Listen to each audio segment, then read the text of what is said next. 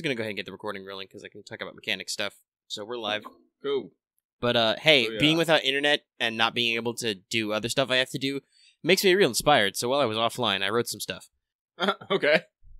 So Lucky, you will probably want to, if you haven't spent all your EXP, you will probably want to double check the officer talents because I added a couple of really cheap ones. Oh, I like because they're situational, but you might be interested. Yeah, new ones are double time and think fast. And they're right at the top because they're cheap. Open. The other thing is, because of this, it prompted me to actually write a new rule, which was there wasn't really a rule for your speed on foot in narrative time, so I wrote that. Yeah. So in non-structured time, outside of structured time, you have an average walking speed of 1 kilometer per hour times your agility modifier. Because I looked it up, and apparently the human average walking speed is about 5 kilometers per hour, so I, rounded down a little bit. You can naturally double time and basically do a forced march or a forced run, and double your speed, but that risks serious fatigue, and difficult terrain halves that. So if you ever need to hike anywhere, I have a hiking speed. Cool. Also did some research, added some new weapons. There's now a hunting shotgun. It's got a lot more range, at least according to statistics I've looked at. Yeah. And does a little bit more damage in pen. The drawback is it's an over and under shotgun, so it only holds 2 shots. But, if you like shotguns at a long range, it's there for you. And by the way, the other do you have, sawed-offs? Oh, sorry. Go ahead for it, Lucky. Do we have, rules for sawed-offs? Yeah, there's a sawed-off shotgun. Okay. There's a sawed-off shotgun, and there's the mare's leg, which is a sawed-off rifle. Because those were both things that happened in the trenches. Right. Yeah. So yeah, if you want to carry a sawed-off either. We've talked about the mare's leg before. The other thing is, hey, guess what was patented in the 1890s? Thermite. What? I said, guess what was patented in the 1890s? It was thermite. Oh! Okay, so thermite bomb. Yes, so the thermite bomb is added. It's a bit of a specialist tool, but it's got a lot of damage. I think it's got the most pen also right now, the most pierce outside of vehicle weapons at piercing 15. And it does 2d10 plus 15 damage. It's got all kinds of fun stuff: antimaterial, sunder, crippling, flame. The blast radius is real low, and it actually notes in the description that it's not really an explosive so much as that anybody standing close to it is hit with the heat, which sucks. So, isn't it great for, breaching doors and shit? Yes, its primary purpose, because it's got sunder and anti-material, is that if you actually get close enough to stick it on a structure or vehicle, that structure or vehicle is fucked. But humans, it's not a great, area effect weapon. It mostly just burns straight down, and like I said, the only reason why people take AoE damage is because it's just that hot. Yeah. This is pretty much the burn everything down weapon. Mm-hmm. But yeah. Unfortunately, I double-checked the thermal lance, which is the thing where you hook pressurized air to a burning iron rod. That was patented in the 70s, so no. Oh. You can still probably do fun stuff with thermite. I know that it's favored by metal and fire mages because it's just metal powder and oxides. I'm pretty sure that means that you can use magnetism to throw it at stuff. Yeah. Yes. Not that any of you are trained in demo. I'm looking at this picture of this dude with his girls on his rifle, and I'm like, I need to do this. Over in anime manga. This is my rifle. I'm like, yes. This is what we like to call a personalized weapon. Oh, I'm so tired. If I'm sounding a little off, it's because I literally did not sleep, and I went in for a psych evaluation today, so I had some dude picking my brain. I'm like, stop it! So, yeah, I am ready to try to not die. Alright. Okie dokie. Well, let's see. What did you guys spend your EXP on? I didn't spend it on anything. I didn't spend any of my companion EXP, even though I probably could pick up a hundo companion talent from that guy. But as for Ulrich, I picked up Strength of the Earth. Oh, yeah, that's right. I remember you said that after we turned the mics off. Well, if you want to, like I said, you could probably pick up some of those officer talents real quick if you wanted. I'm considering it. More officer talents. Yeah, you're right. I'm just gonna pick up cheap officer talents. I'm gonna do it. Wow, so with Think Fast and Lightning Skirmish, it's now +1 initiative and +2 to base movement, like right at the beginning of your turn. Mm-hmm. Go fast. Not that it matters to Ulrich because he's already super fast, but yeah, I have even applied the. I think I have that other spell which doubles my base movement too. Yeah, but also, I'm sure you have a lot of agility. But the other thing that Think Fast does is, if anybody has a lower agility mod than their commander and are in his command bubble, basically, they get to use his agility mod instead. Nobody is slower than the commanding officer. He does not allow it. You are not allowed to be slower than me. It's like, go faster, scrubs. Well, if you see the commander running, you probably should be running too. Oh, hey, that's what double time is for. That's why it's cheap. It's a very niche use. It's basically you can use it to make people travel faster overland, or if you're expecting to do a lot of running, you can increase their dash distance. Basically, instead of being ×4, it's ×5. So you can run so far away. I run so far away.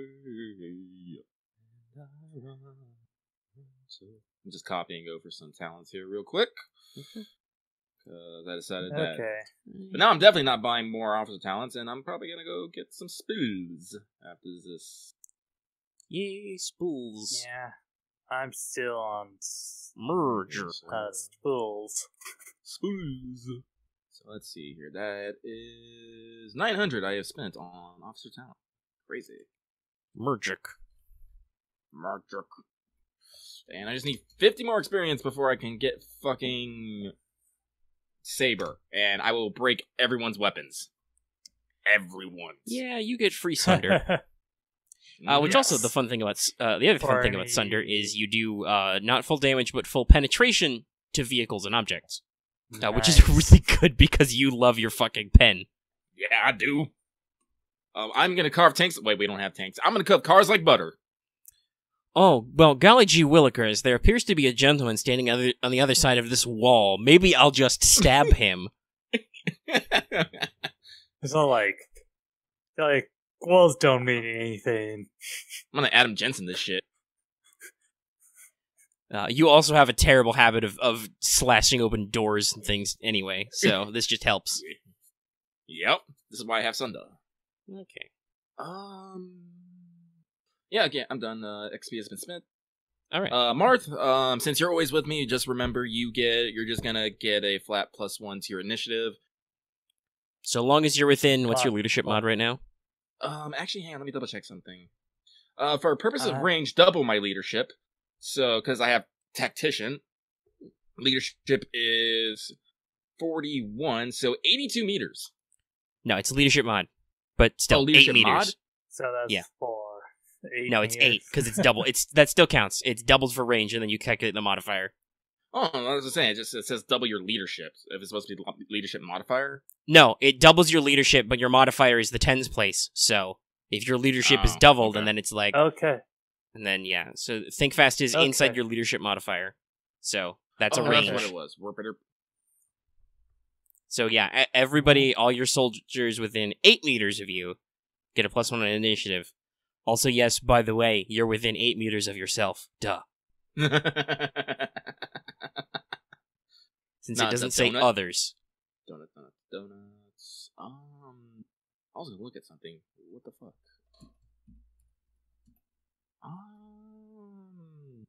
Okay, so that's what that. Okay. I was gonna look up something. I totally forgot what the fuck it was. Oh, my camaraderie and honorable. My camaraderie and natural leader. Okay, so everyone within my meters equal to my leadership modifier. Okay, I gotta remember that. It's modifier. Yep. And charisma modifier. Yeah. Are those the same? Yes, they are. Okay, so as long as you're within 4 meters of me, you get +20 on will tests. All will tests. Just as will tests. Okay. Yeah, any test that is will based. Which is fear and maybe fear, certain opposed rolls, stuff like that. Yeah. Yes, to fight intimidation or interrogation. You're very leadery. Mm-hmm. Okay, I'm just going to note this down as stay close to Wolfgang. Wolfgang shiny pants. I am a buffer. Yeah, it's his bubble of shiniosity, and also yes, you as the officer, yes. Isn't your not that you've ever used it, but the default career ability is like, hey, you take another half action. Yeah. Oh yeah, there's also that. No, yeah, like I totally have that, but as I said at the same time, usually when I'm in an opportunity to use that, I want to cut somebody. Yeah, no, so you're a leader from the front, but yes, theoretically, your career is all about buffs. You're one of those Roman generals. I mean, he's a modern general, because once again, this is actually how leadership worked in this time period. It wasn't until after this war that people were like, all these people we spend all these years and dollars training to do leadership stuff. It would be a lot better if they stayed to the rear of the lines and got shot less, so they could actually coordinate things. This is why I wear fuck tons of armor, and I'm gonna eventually get, as soon as we're done with this mission, I'm gonna get fuck ton more. Oh yeah, that reminds me. This was last night because I just thought of dumb stuff because I'm like, I want more cool stuff. Remember how I said I'm trying to improve armor? You may want to Control F powered armor. What? Oh yeah, I saw that. Where is this? I want to see this. It's down the trophies and the spoils of war. I gotta go look at this. Because we're just gonna get even more dungeon punk. I'm okay with this. Aether infused, masterwork, magnum powered. What is this? Remodel engine. What? Oh no, this is happening. Yep. Oh my god. Oh, and it can be plugged into a mobility unit, but draws double power, meaning... No, actually now making perfect sense, because mine's efficient. That means it'll go back to normal power usage. And I'll still have my double height healing. Yes! Shit. Yes. Well, I gotta add this to my fucking list. Hold on, I need to put a thing in my armor so I can plug it into my mobility unit, and it's magic now. It's like, why do you need to do this? Because I'm wearing heavy ass fucking armor on a fucking on a mobility unit. What do you think? Mm-hmm. Like yeah. Sorry. I was just gonna say, so for the audience at home, since we are recording still, which reminds me, I should probably do a Patreon thing before we get into the episode. But all right, well, really quickly. So the powered armor benefit is you get a plug. So you can put an Ethereum core in your armor, or you can have somebody, you can plug it in your mobility unit, but that doubles your power. When you're wearing it and it's powered, you take a +10 on all athletics tests and evasion tests because the armor makes you more mobile. When it's turned, also you only take a -10 instead of a -20 penalty if you fire a brace weapon without bracing, so you can fire heavy weapons easier. And once per encounter, you can put the armor on or take it off as a free action because it's animated. The armor can move on its own, but it's got really shitty stats. But you can the intent is you can do dumb stuff like, I'm going to send my armor around the corner first because it's hard to hurt. Right. The only downside is it runs off an Ethereum core, so it uses 1 charge per hour as normal. And if it's not powered, your bonus becomes a penalty because it's not powered anymore, and it should be.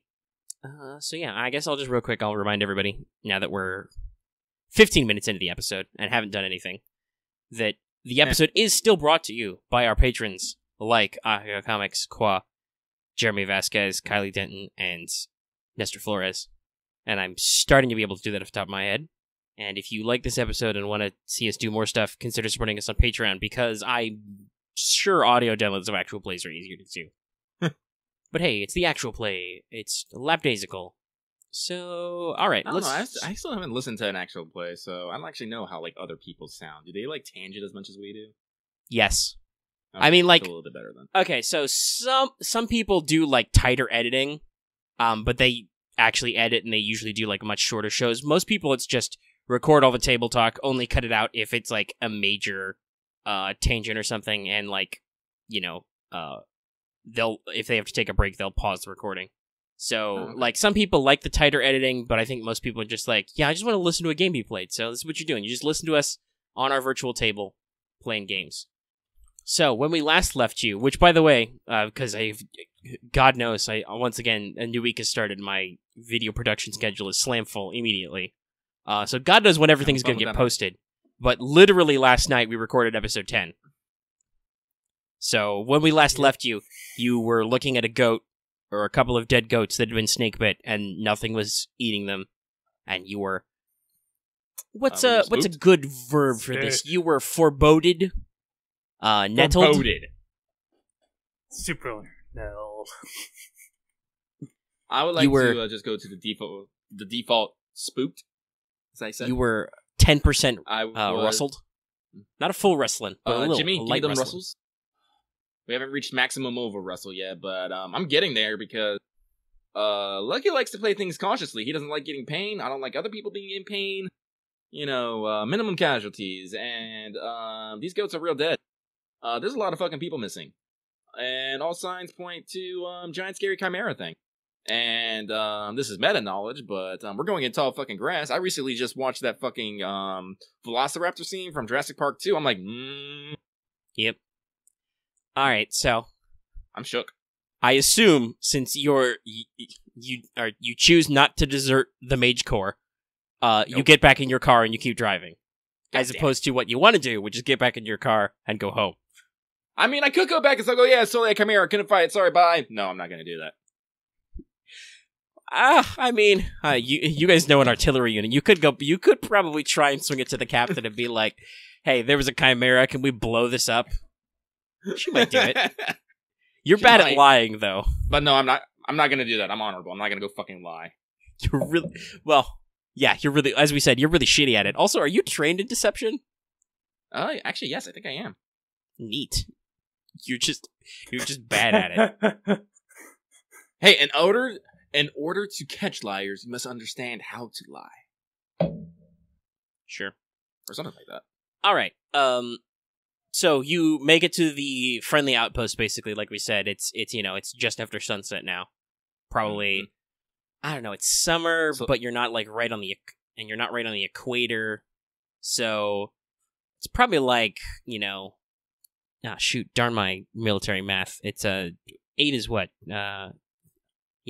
2000. Yeah, 2000. Yeah. So it's 20 or 21. It's at 12. Yeah, it's 20 or 21 ish. So between 8 and 9, sun's going down. It's getting a little chilly, and breeze are blowing over. So there's not a lot of cloud cover. That said, you are out of the desert proper, so it's not like frigid. Okay, cool. It's just it's starting to cool down, and there's not a lot of moisture in the air to suck it back up, retain that heat. So you arrive at the place, like you said. It's another typical village. You've seen a few of these. They're not super civilized, but most of you guys are officers and gentlemen. You don't really hold that against the locals. Nope. Brick buildings, friendly words, thatched roofs. They're very sturdy construction to withstand the heat, so they're actually probably still, the brickwork is still warm. Nice. There's a well. There's a couple of soldiers, friendly guys watching the well. They probably got a couple of trucks. They'd have a truck for gasoline basically, and they'd have a truck for guys. So they've got a supply vehicle and a trooper vehicle. There's probably a couple dozen guys, a platoon's worth or more, lounging about. They've basically just had evening mess. There's a couple guys on sentry. Some guy shines a flashlight at you, but as soon as he sees that it's an officer's staff car, it's, right this way, sir. Crisp salutes, sir. Yep, return salutes. Right, you let in. I'm gonna be like, they have taken over a couple of large communal buildings. They're not, some people have probably they're soldiers. They get bored. They've probably poked in some of the residential buildings, but nobody's staying in them because actually roll me empathy. That's a good thing to do tonight. Roll empathy. Read the room. Read that room. 65 out of... Probably not that. No, it's not that. Empathy is per-based, I believe. Per, yeah. So, 2 degrees of failure. Everything's A-okay here. Everybody's just real happy to see you. And they're so respectful. Nice. Ulrich, do you have empathy? Do I? Does my XO have empathy? Let me check this. I think my companion is empathy. Yeah, yes, Corman get empathy by default. He can try empathy on your behalf to, like, read the room, like I said. Yeah, I'll have the Corman do it.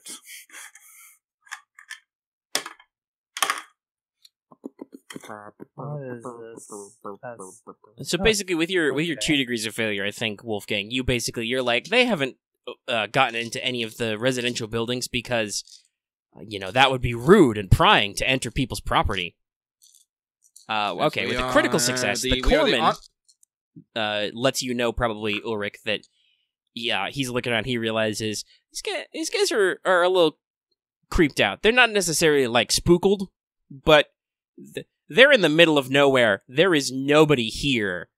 And there might be something else going on that's making them feel a little bit on edge. So they're, that's why, like, there was a guy watching the road with a light. So they're a little uncomfortable right now. Okay. And Lucky, you were saying something? Sorry for cutting you off there. I was just gonna turn around. It's like, man, for like some weird things going on. Things seem pretty solid over here. They've, like I said, taken over a couple communal buildings. They probably run some tents so they can bunk. They're not planning on staying here long. They're just part of the general, like, recon survey. And as you note, there's no livestock left here. And as you said, it's you're pretty sure there's not a drought because, like I said, this region, you're still roughly along that chaotic ley line region where unusual weather happens. So theoretically, there could be unseasonal rains here. You don't remember there being a drought. But, god darn, this is... Summer's the height of growing season. Everybody's crops here are pretty dead looking. If people haven't been here, then, like, they must have not been here for a while, or there's some kind of environmental thing going on. Like, is there a local drought? But there can't be a drought. There's plenty of water in the water base. Maybe no one's been out tending the crops. Or maybe there's no one to tend the crops. Let's ask some questions. Okay. I want to find out who's in charge of this little outfit here. Alright, there is an LT here. He is not a mage, he's a regular infantryman. But, cool. You outrank him, so crisp salutes. Booyah! And actually, would you have sent your units ahead of you and you drove, or would they be, like, following in behind you? Following behind. Okay, so they'll arrive shortly. Mm-hmm.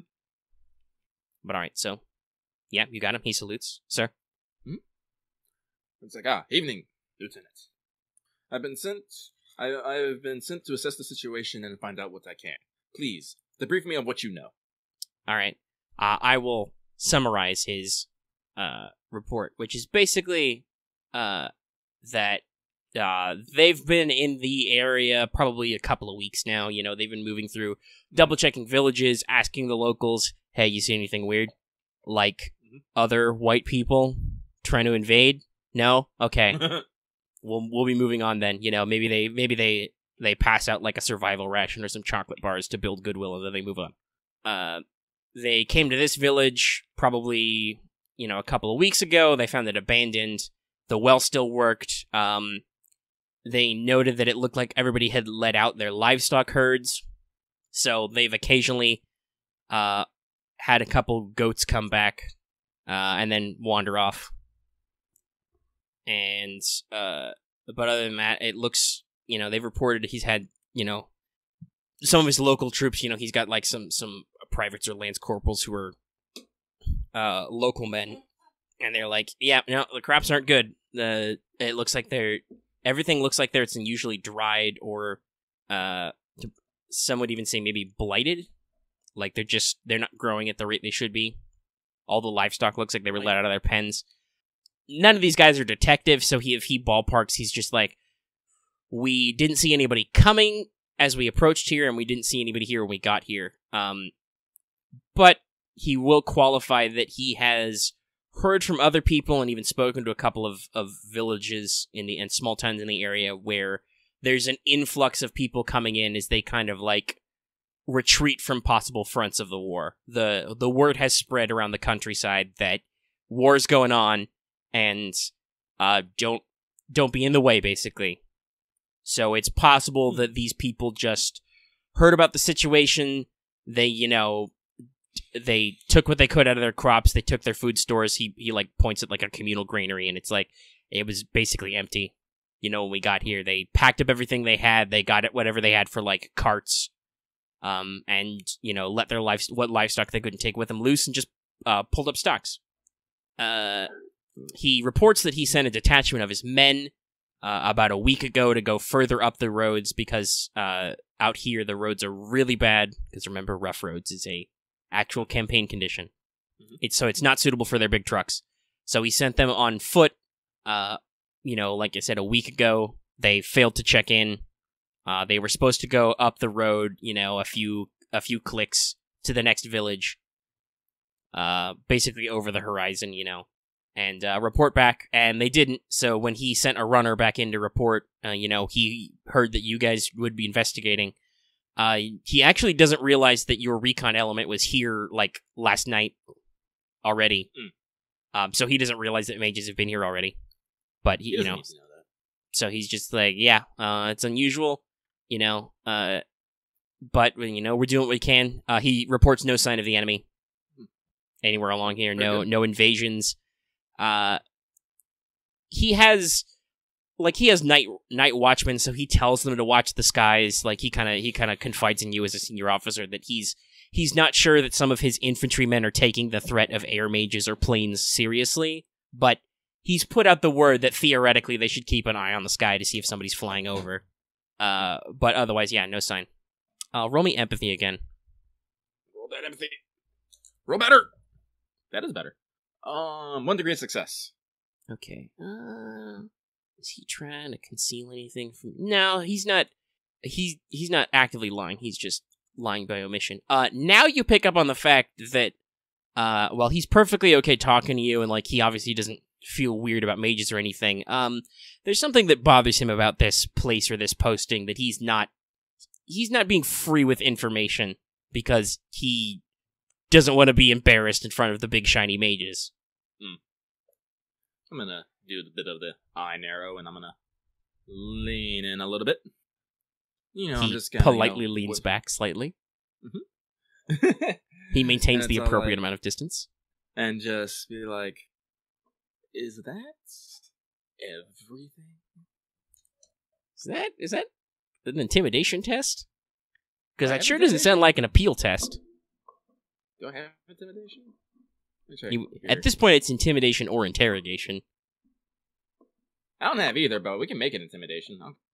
Doesn't your companion have intimidation? Yeah. Okay. Ulrich has intimidation. Well, does your no, your companion has the stare, not the good cop, bad cop, right? No, she has fearsome presence and good cop, bad cop. Oh, okay, joy. Well, maybe if you're,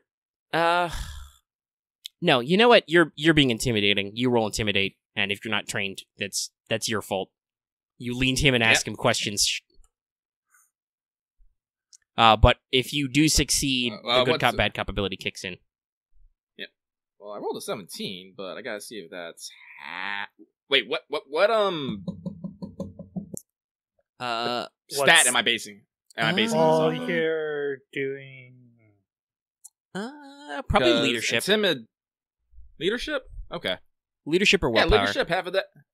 Oh, both of them plus 40, so that cuts me down to 20, which means, boom, 0 degrees of success. Boom, good cop, bad cop kicks in. My exo leans to 1 degree of success. All right. So he kind of looks back forth and forth between you and your exo. He's kind of like, just his calling. He's like, well, I don't want to alarm anybody, but I will confess, the men aren't happy. While we've heard the reports of people evacuating, they find it very suspicious that, nobody's here. I try to tell them not to look at anybody's homes. It's not tactically relevant, but, they're soldiers, they're infantrymen, you understand. Everybody gets a little bored out here in the desert while we're waiting for patrols to come back. They've looked in some homes, and, it doesn't look like these people necessarily left with everything they had. There are, clothing. Some men have reported that there are small valuables left. Some people have left their jewelry. It's not, not worth anything on the market, but obviously it would have taken time and effort to make. So, there are tools, for hunting and farming that are left in their places. And just in general, everyone has kind of a bad vibe. He kind of leans a little forward since you got that extra success. He confesses, some of my night sentries have even said that they hear strange noises in the night, like barking or growling. In the official reports, and everyone else with sense says it's just wild dogs, but some of them whisper that there's some kind of creature afoot at night. So yeah, that's what he's got. I'll give him a curt nod and be like, understood. I'll definitely take this under consideration. Make sure your men put up a good watch tonight. Me and my troop, we're gonna head out towards the new village and see what we can find. Said we should be back. We should be. How long did it take us to get here? Let's see. You probably left after evening mess, so 2 or 3 hours. Did you catch that? 2 or 3 hours? How many hours? 2 or 3. Okay. Yep. Well, as I said, let's see here. If it's 2000 now, and we want to be back before dawn, which is going to be 5, 6. Yeah, 0600. 2, 3. Yeah, 0600. 3. Yeah, we got. Keep in mind that's a technical thing. That's please get back in a certain timely fashion. The captain's not going to yell at you if you get ambushed by Gurkhas in the not jungle of Africa and have to fight your way back on foot or something. But if you're not back at 0600 without a damn good excuse, she's going to give you her tiny angry eyebrows. And then I fear the mage's tiny angry eyebrows. He's a void mage. He throws lightning. You did, in fact, see her fry somebody with lightning in your last operation. The smell of ozone is still clear. So, also, it's important to remember that for technical aspects, the Major slightly doesn't give a fuck. She actually keeps tally markers. Yeah. And she's up to 7 or 8. So, yeah, I would like to stay on the Major's good side because that means I don't get sent to weird fronts, and I don't get electrocuted. Captain, I need you to invade Capeland by myself. By yourself. I'm on. All right, please give this letter to my family. You write your case of letter. And just use this sword. Fuck yeah, I will just use that sword. Wait till I get power armor and other shit. The other thing that's probably not relevant to this I added Wyvern's Blood as a toxin, which is you can put it on a weapon or throw it like a gas grenade, and it does toxic damage, but also you have to make a second toughness test, or you take double damage from poison for the rest of the encounter. Oh, that makes it bad. Yep. So okay. Double edge. So, I'm assuming this time the rest of my men have followed. I'll call them in. I'm gonna brief them. Everyone get kitted up in their mobility units. They said we're not gonna fly because we need to stay low to the ground because this grass is tall, yo. Yeah. And at the target site anyway, it's tall. You're still a lot of grass around here is dead and broken. It's a little ugh. Oh, I said I want to keep my eyes on the ground right here. It's dark, as I said. We don't want to. Yeah. And I don't want to be casting hecking night vision every few minutes and exploding maybe. Right. Or flashing. Yeah, no, we don't need that right now. All right. Also, technically, you probably don't want to fly too high. It's a little windy. Yeah, right. So we're gonna hoof it. hoof to the ground. Yep. All right. Hey, I just made a rule for this, so. Yeah. Guess what? We're gonna fucking double time. Booyah. Okay. Okay. All right. Well, roll it. Command. Let's see. Command. To issue a double time order. I have a fuck ton. 18. Let's see. Command is that? What is my command? 41? No. Oh, it's 50. Because I have plus into command. Oh, wait, no. It's fucking, even more of that because I got a fucking... Wait, is it social rules or command rules? Fuck. I gotta remember that. I think command is a social skill. Pretty sure. Double checking. Basic careers. Social skill test with lower ranked soldiers. And if commands, yeah. Yeah, I'm pretty sure it worked. Yeah, so, with my... So it's plus... I got plus fucking 50. That's like 91. Damn! You're good at this. Yeah. Yep. Thank you, Metal. You real good. I rolled an 18. 9... Wait, no. 7 degrees of success. Alright, well. So you order a double time so everybody can make twice as fast on Overland. So who's got the lowest agility mod? I have a Because you're setting the pace. I have a 4. Yeah, I'm 3. I think my... Alright, so you have issued the double time order, so you're moving at normally 3 kilometers per hour, but you're gonna hustle a little bit, so you're gonna bump it up to 6. Mm-hmm. So yeah, that's enough to within an hour get over to eyeball in the target location. All right. I'll bring us to. First of all, make somebody make me a navigate test so you don't get lost. Ulrich. Okay. What is my navigate? By the way, you guys don't need to worry about timekeeping or which way is north because you have wristwatches and they're illuminated. Yeah. Right. And you got a tiny compass. Just double thing. Wait, I have a very important question. Wolfgang, before you leave, do you tell everybody to synchronize watches? Yeah. All right, everybody syncs on up. my mark and sync. All right. Okay. Do you leave any other standing orders for your reinforcements besides just keep an eye out and, eyes up, stay loose? If we haven't returned by noon the next day, send word back. That shit's fucked.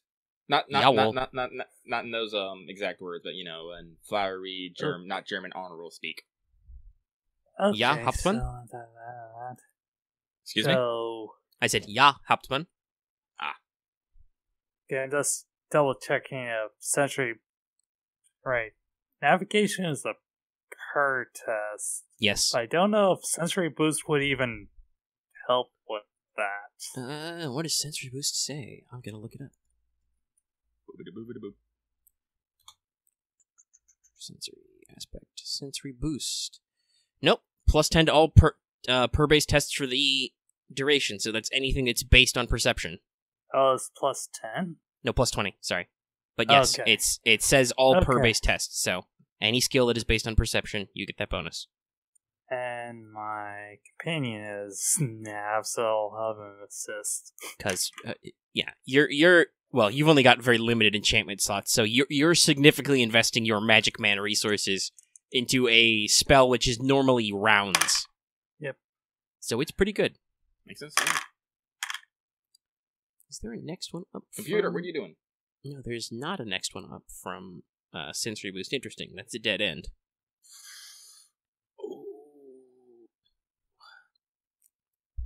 I'm glad I saved all my dorm tokens because I'm buying this cat cafe. Yep. I spent some of my tokens at New Year's. I don't know how many tokens I got. I'm running commissions all the time, though. By the way, we're talking about Azure Lane, everybody. Well, Marth is rolling dice. Yep. Wait, hold on. There's a red bubble. All right, okay. Your test is successfully planned. There are no diversions. Actually, you navigated pretty good. You can set the pace. Do you want to go straight as the crow flies, or are you following the road? Do you want to follow the road? You're navigating, man. Whatever you think is best. Yeah, I think going straight. All right, so you hoof it overland a little. You cross some crunchy sustenance fields and some crunchy grass pastures. And then you start getting into this low savanna-type terrain after a little while. The life kind of comes back to the local vegetation. You start seeing scrub brushes, low grasses, which gradually get taller and taller until you're in about knee-high grass when you can see the target based on your maps, because Ulrich is a navigator and knows maps. He might be looking at his maps by starlight and, the back glow of his Ethereum illuminated watch dials, but he does maps. Marth, don't you have didn't you grab a lamp or anything? I have... He has a search lamp, I think, which is not really what you want to use, a foot away from your face. You have a lantern. Actually, yes. You, Commander, have a lantern. Is your lantern lit, or are you running dark? No, it's lit. Okay. No, it's lit. All right, so... As I said, we're running with lights until we have reason to believe that there might be something in the area. Okay. So, he can see by lantern light. It's fully fueled up, so you use about an hour of lamp oil. I think lamps last 5 or 6 hours. It's in there somewhere. Man, I might need to start packing extra oil. But all right, so you're in a flat terrain. You're basically in a huge basin. You're coming off the edge of a desert. You're currently in about knee-high grass yourself. You can see the road kind of off to your, let's say your left, arcing into this area. And in front of you, you see basically after, another couple, maybe 100 meters, the grass just keeps getting taller and taller till it gets taller than your heads. And you can see stands of light, savanna trees, little clusters of acacias and whatnot. And like the recon guy's report says, you see kind of a weird indent or shadow on the edge of the grass, which is I guess that's a wall? A low wall that's overgrown? What do you do? Okay. Should we bring out the machetes? Yeah. Marth, you got a machete, right? Yes. All right. I'm going to be cutting the tall grass. All right. I got a fucking sharp-ass sword. It's good enough. Somewhere, the man who made your masterwork sword is crying. You're using it to cut grass. If the fucking hero of time can do it, so can I. Hat! And cutting pots.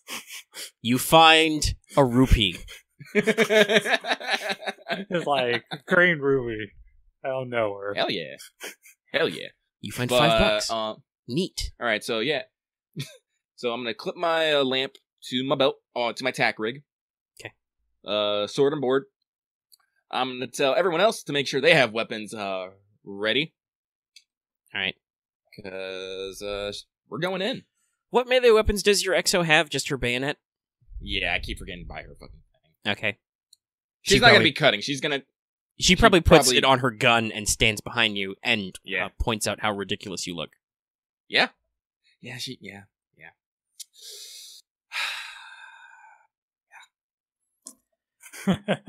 All right, so you guys are gonna just... Well, okay. Any particular point of attack, or are you just gonna, I assault the grass? Wait, what was the first part? Do you have any particular angle of attack here, or are you just wading in? Yeah, we're just gonna wade in two abreast. Hack. Okay. Yes. All right. The corpsman stands slightly aback with his own rifle and bayonet. In one hand, he probably keeps his other hand on the first aid kit or the trauma kit, just in case. Never know with an accident. So, I want you guys to give me both an athletics strength test to hack grass and an awareness test to spot the hidden. So, what was that? It was athletics and something test? And awareness strength is the second. So, it's an okay, so athletic strength first, and then an awareness test. Okay, right, so I'm just trying to figure out... I don't think my boot would help with this at all, since they're just on the feet. Yeah, probably not. But, I passed my athletics test with 0 degrees of success. Okay. You're not tired or anything. Booyah! And for my awareness test, I'm going to, since we're not in structured time, I'm gonna be wait, what's it called? On alert. Okay. That only gives you a bonus for tests to spot enemies and avoid ambush. This is more like gather clues. Oh, if you want to issue the order, though, I will keep that in mind. I'll issue the order anyway. Okay. Because we're wading in the grass, there might be something spooky. But, okay, so this is not with the +10. Everybody, please, I rolled a fucking 3. Is that a critical success? Okay, 1, 2, both. 3? Yeah. 1 through 3 is critical success, so that's max degrees on awareness. That is... which, by the way, there's no penalty for low light because lamp. Yes. Thank you, lamp. I'm gonna get Masterwork lamp. And Yep. This lamp was good to me. I'm gonna get a powered armored lamp. I've just realized you are very Legend of Zelda right now, Mr. Lamp, Sword, Shield. Do you have a grapnel? Next thing I'll do is set the... I'm gonna get... I have an academics. I'm gonna get me an ocarina. Next thing you'll do is set the grass on fire. I can only do that if I was naked. Okay. But, No, I was thinking just, do you have a grapnel, huh? Hook shot? You had a bow in there? Actually, I don't know what a slingshot would be. Do I need to make stats for a slingshot, or is that too dumb? That's probably a little too dumb. I don't know if anybody would really want to be caught dead with one of those in this war. I don't know. It depends if, like... Well, I can... Besides, you can improvise a thrown weapon already, so... Don't you already have that one sort of, like, wooden, like, blowpipe thing, which is sort of a... Yeah, you can have a blowgun if you want.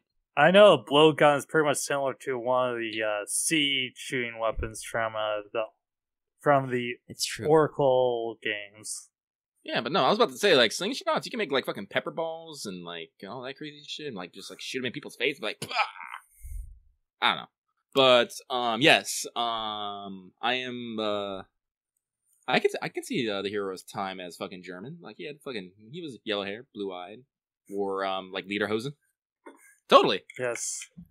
Though I know in Link to the Past he had pink hair. It was very weird. It's very weird things. It was a weird phase, alright. But, what was I saying? Oh, I got, max degrees of success, 3. 3 on awareness. Alrighty. Okay, so since you both only got 0 degrees on the strength test, you don't tire yourselves out yet, but you... Listen, you're not professional. You're not professional grass cutters, okay? And one of you is using a fucking longsword. That's very true. Excuse me, how much armor does fucking grass have? I'm kidding. None, so it doesn't matter. It's like, but this grass is tough to cut. But that said, you are probably moving, like a meter or two at a time. Hack, slash, move it back. First thing, yes, you get like not even a full meter in, and you're like, somebody bonks their shin. No, you don't really, because you guys roll really well in your awareness. But yes, no, there is a low stone wall that is just completely overgrown. Compared to the fact that the last village was like super droughty or blighted, you're like, goddamn, what are the feeding the plants here? There's like low hanging vines and stuff, and it's just it's really thick.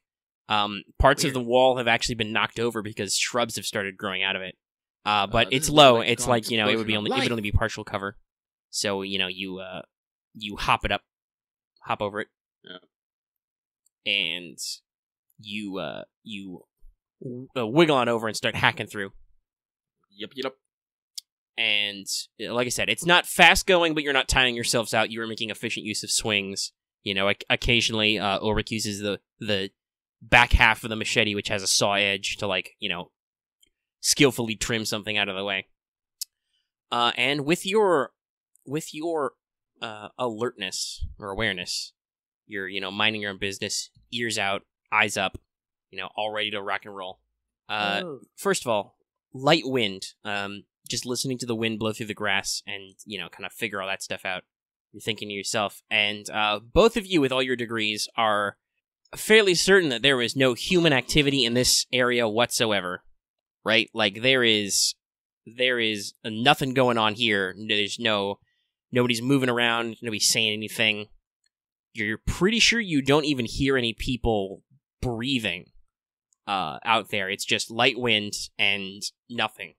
And as you're making your way, like I said, you've probably gone like, maybe 10-ish meters in, you're just hacking away, leaving a little trail of grass tramp down behind you. You're minding your own business, and you, we'll say Ulrich, because you rolled better. You're just, hacking away with your machete. You're getting close to a tree. Yeah. And you find one of your standard issue repeating rifles just propped against it, against this tree. Okay. I'll just inform Wolfgang. I mean, he sees it too, but you spot it first. Yeah. Okay then. So one of our there's one more sense I think I should cover here. Because you're probably pretty aware of it because of the thing you did last time, but there's no sensory boost. Yeah, but there's no real you don't smell anything interesting in the air. It just smells like fresh grass cuttings, which is you guys. So you don't smell fires. You don't smell residue of fires. You definitely don't smell that sickly smell right now that you smelled before. But yeah, rifle. What do you do? Let's see here. What do we do with the repeating rifle? It's just a standard repeating rifle. If someone wants to grab it, they're more than welcome to it. I'm guaranteeing you everyone got one already. Yeah. Surely. This is more of a CSI question. You found a clue. Well, let's investigate it, I guess. Definitely investigate and try to see if anything leads off from it. Anything specific? Because there might be information you don't need to roll for if you ask the right questions, or you just gonna roll to investigate. Let's see. Or maybe any footprints leading away from it. Not immediately present. Once again, terrain's really overgrown. Okay. By the way, I should point out, not in the direction behind you where you cut, but at any point if you're trying to move through this stuff, this all counts as difficult terrain. Mm-hmm. Okay. So it halves your movement speed. You said it was leaning against what again? A tree. A tree. Does the tree have any marks on it? Like cuts? That'd be an investigation check to look up and study. I'll investigate that tree. Actually, no. Don't bother rolling. The answer is there's nothing, so it's not relevant. If there was details, you'd have to roll to look at it. But you hold your lamp up and look, and it's there's maybe some slight scuff marks around where the rifle was propped up. Maybe the person who had it moved it a couple times, but yeah. Okay, so if you're looking for footprints, give me an investigate or a survival roll. I'll investigate the rifle. Alright, you investigate the area for footprints. Captain Wolfgang, is there any other particular clues you'd like to look for? Ulrich says he's looking for footprints? Yep. I'm looking to investigate the rifle. Okay.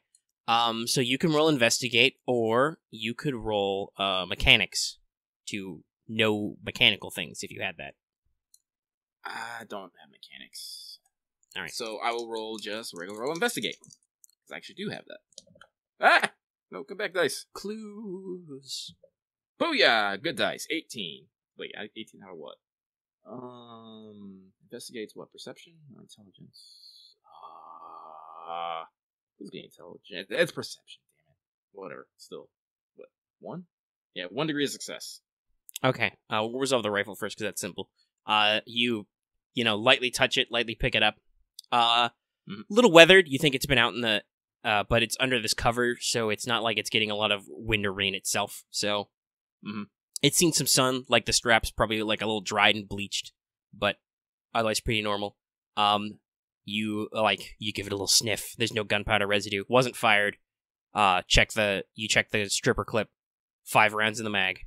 Never fired. Just at least not since it's been cleaned last. So whatever happened to the guy who owned this rifle, he didn't get to shoot back. Well, I don't see anything signed. Does it search the area? Is there any signs of a struggle? So on the 3 degrees of success, you look for tracks. It's been a few days, so there's been a little bit of weathering, but you notice, Ulrich, that there are some broken strands of grass which haven't grown back, kind of around the place. You kind of look around. You're spotting for signs, and maybe in the soft earth, there's it's not whole anymore, but there's a smudged boot print or something. So you spot some some tracks, and you start to follow. You kind of meander your way over. And so maybe a couple meters away, roll me a fear test. What test? A fear test as you're digging around in the grass. Strength test? Fear test. Oh, fear. Okay. Which, because you're within several meters of the captain, you get a shitload of bonuses too. Plus 20. Take it, boy. Plus 20. Yeah, that's good. Plus brave. So that's another 10. My will is 42, so that's... I need to roll on for 72.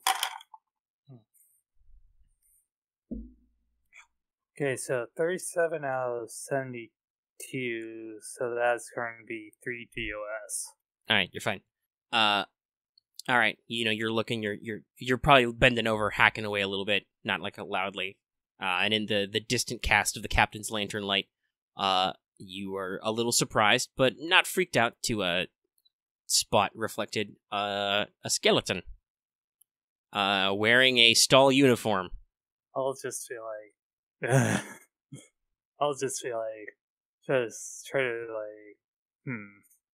I'll wave over to Captain von Wolfgang. Found skeleton. All right, you don't need to worry. You don't need to roll for your test. It's just a skeleton. You're not surprised or nothing. Spooky. Yep. A skeleton. Yeah. With stall uniform on it. Looks like it was private. Wait, but actually bleached bones, not desiccated. It's just a fucking skeleton. So the bones aren't necessarily completely bleached, but yeah, there's no flesh left on this. That's weird. You look at his uniform. He's lying, kind of face up on his back, like he fell down. The front of the uniform's pretty torn up. Some of that's wear and tear, but some of that definitely looks like some kind of blades or something. You'll have to roll to CSI him if you want. But yeah, no. There's doesn't look like there's a scrap of flesh left on his bones. They're not like I said, they're not properly sun bleached or clean. They're a little dirty, but I'm no medical expert, but I'm pretty sure meat and flesh don't fall off the fucking bone. Correct. CSI. Roll investigate, or the corpsman could roll medication, because I think you can do that to study a body. Medication?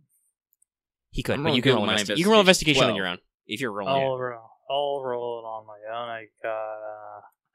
I got 2 successes on investigation. Okay. I mean, fuck it.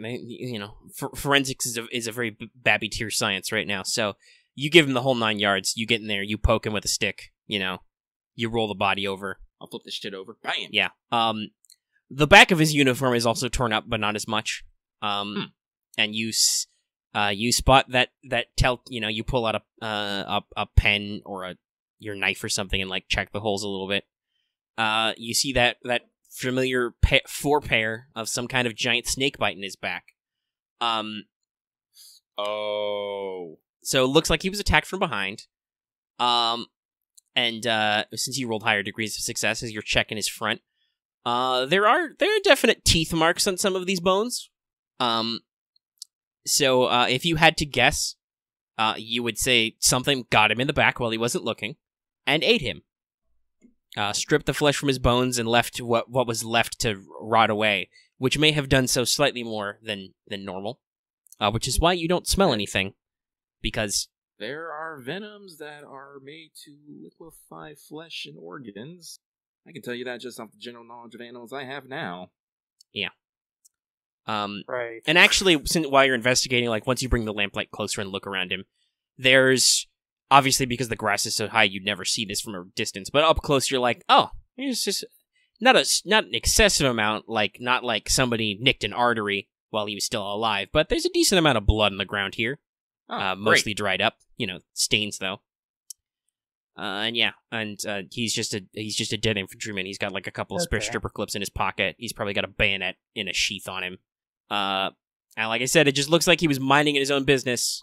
Maybe he took a half step away from his rifle to take a piss or a smoke or something, and just got in the back. Never saw it coming. Okay. Yeah, there's definitely some sort of beast out here. Soon we're probably in its territory. You can collect his ID tags, by the way. I'm doing that. Right. Yeah, we're definitely very within that beast territory right now. Everyone stay alert. I'm reissuing that command again.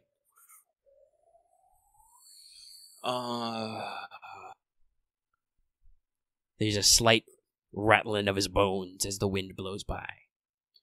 Ulrich, if there's a big beast, see if you can find any tracks, some big crumpled grass, something. Something attacked him. It had to leave some sort of mark. Will do. Okay. Make a survival test. My sensory boost can help with this. Yeah. I'm gonna say normally this test would be probably at like a -20, so your sensory bonus will cancel it out. Okay. Because it's obviously it's been a few days since this happened. Yeah. I know about that much. But you're at the same time you're magic right now, so. Yeah, I have a magic gas mask. Ulrich, by the way, still wearing his gas mask and otherwise not lit up, is gonna crouch on the ground and touch it.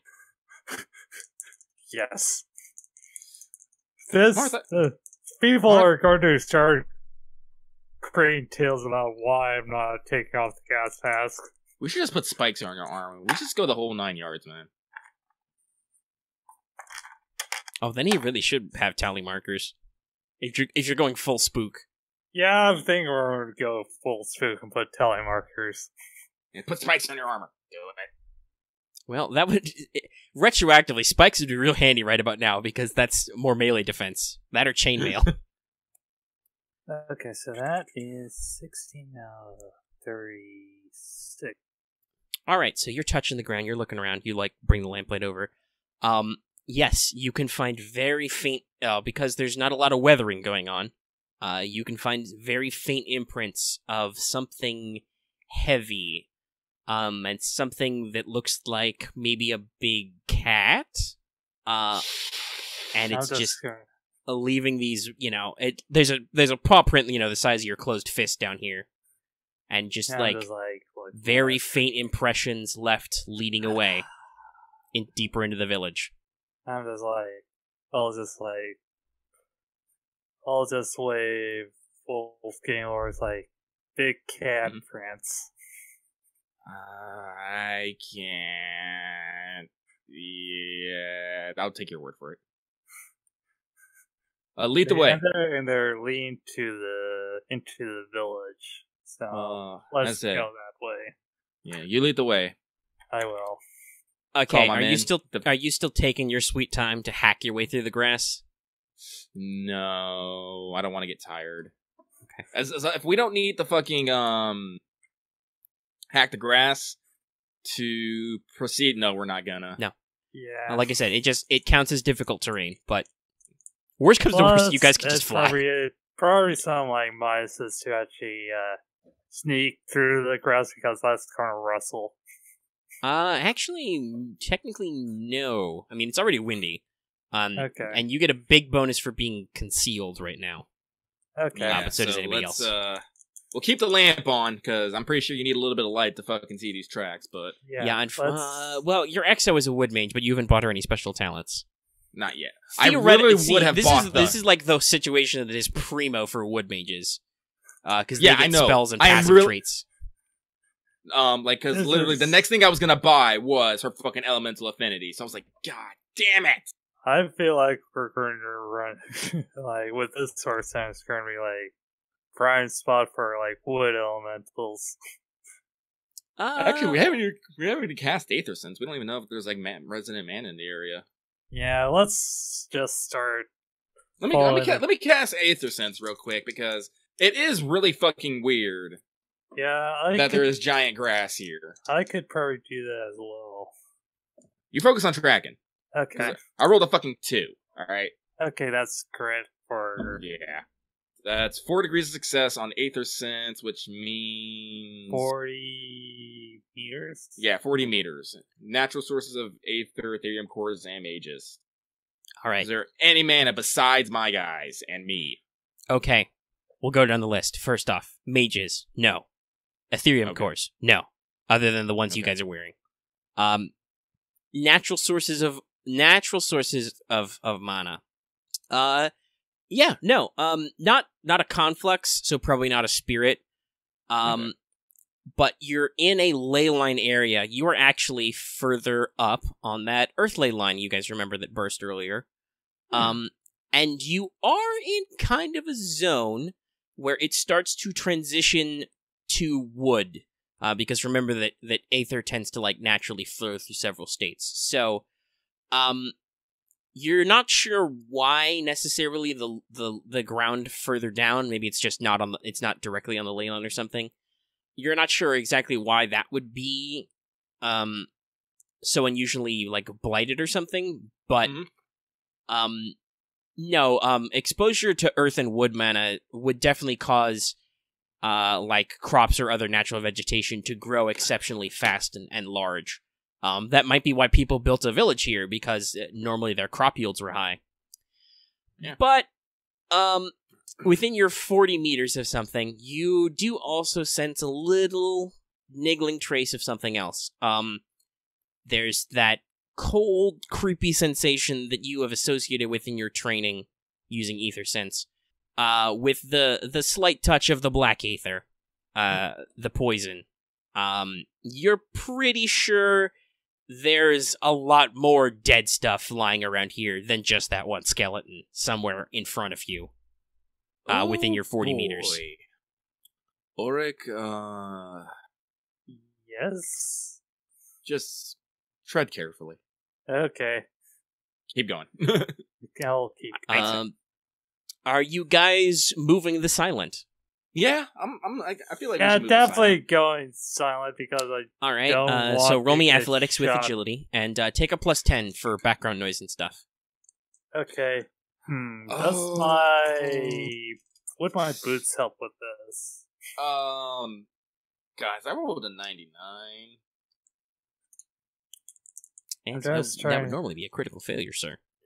I know. Right. I'm thinking. I haven't spent any luck. No, it's a new session. Now's a really good time to spend one of those on a reroll, Chief. I think so too. Yeah. I'm rerolling. I rolled a 9. That is much better. Checking. Yeah. What's up? Okay, okay. So, just trying to check if my boots would help with this. 20. Boots are masterwork? Yeah, masterwork or made from the orc hooves. Okay, so here's an actual question. Are you guys wearing your mobility units? I am, yeah. Okay. Okay, so in that case, I'm going to say no, because technically you've got mecha leg parts over your boots right now. Yeah, I was... yeah. Okay. Time to roll them. But for future reference, yes, if you were just in your soft auric skin leather booties, yes, you could take your masterwork bonus. Because they're really fucking good shoes. Yeah. So I got 3 degrees of success. I forgot my +10 for a second there. This shit's so spooky. That's 3. Alright. So nobody's particularly loud as you stalk through these grasses and light woods towards the village. You go about another, I want to say, probably another 10 meters or so. Keep in mind, you're significantly slowed because the grass is just so thick. You can't sprint, basically. Not that you'd want to sprint because you're moving slow. And actually, theoretically, if you wanted to be real sneaky, this would be a great time to move tactically. What, go like prone? No, tactical movement. Move while crouching. You take a -10 to active defense, basically, but you get a +10 to athletics to move silently, and enemies trying to hit you take a -10 as if from cover. Oh, yeah, let's do that. Okay. I will give the call sign for get low. Alright, you're doing a tactical movement. So add a degree of success, basically, because you... Okay, so 4. You would be doing that. So you're real sneaky. You're moving slow. You can't dead run, but you can't dead run anyway because it's the grass. It's not working. Like I said, maybe if one of you was a really good wood mage, you could, sprint through this like you were running through an open field, but no. And you're not making any excessive noise. You come to the first quote-unquote building. And yeah, it's overgrown with vines. It looks like maybe this was a farmhouse once. Okay. It's got a wooden door. There's no locking mechanism, but it's got a door. And it's dark, and it's quiet in here. And actually, the door is probably open ajar, slightly. It All right, crinkles in the wind. I'll take the lead. Okay. Sword and shield. I'm at the ready. Gonna slowly push my way in. Man, those hinges could use some lube. Hey, everybody, fear test. Also, your companion's not necrophobic anymore, is she? Oh no, she's still necrophobic. Okay, so she makes the fear test at -20, I think. Let's see here. Let me describe to you the scene in this room. So there's... Wait, no, if it's a mine... Oh, wait, no, but she still gets the +20 from me, right? Yeah. She is still a person in your... Okay. She's an ally in your bubble. Make it, I think. Wait, no, yeah, she would have. She would have, actually... Well, she'd have a very narrow margin, but yes. Yeah. So while you guys roll your fear tests and everything, let me set the scene for you as you open the door and everybody Scooby-Doos their heads in. So like I said, this used to be a farmhouse. Now it is probably what you would call an abattoir. You're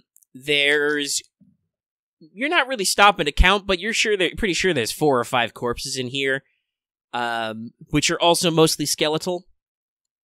But they're that way on account of having been horrifically burned, it looks like. You can actually see out the back end of the house, where it looks like something busted in, flew in, whatever. And there's just giant black scorch marks across the floor. These guys are all burnt to a crisp. Looks like they were sitting around a table that is just totaled now. It's, a pile of ash and cinders on the floor. There used to be maybe a floor rug that's just burned up stuff. Dust. Yeah. There's, the burned up, half-melted remnants of rifles and bayonets lying around. And yeah, it looks like maybe there was a couple of guys having a card game, having a nice evening meal, and they just got blasted. Okay. Well, I'm going to say I passed my fear test and so did my XO, but my XO is still not going to enter the room. Well, yeah, no, she doesn't want to. That's how, phobia works. She's like, nope. Yeah. Just stay outside. Yeah. But, by the way, heads up, there's no point collecting these guys' ID tags. They're not legible. Yeah, figures. But, you're gonna have to check the unit records. Yeah. Let's take a note of the bodies. I guess. Any identifying features? No? Okay. Do you have their dental records? Not on hand. No. Like I said, you can't even tell what army these guys were with. Like, they're just... Yeah, they just got caught out full blast by something while they were just minding their own business. Okay, Ulrich, so let's go down this effing list here, okay. 1, we've had Black Aether, Cat Paws, Flame Breath, Snake Bites.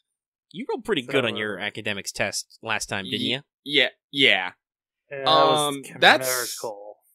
That's a classic chimera.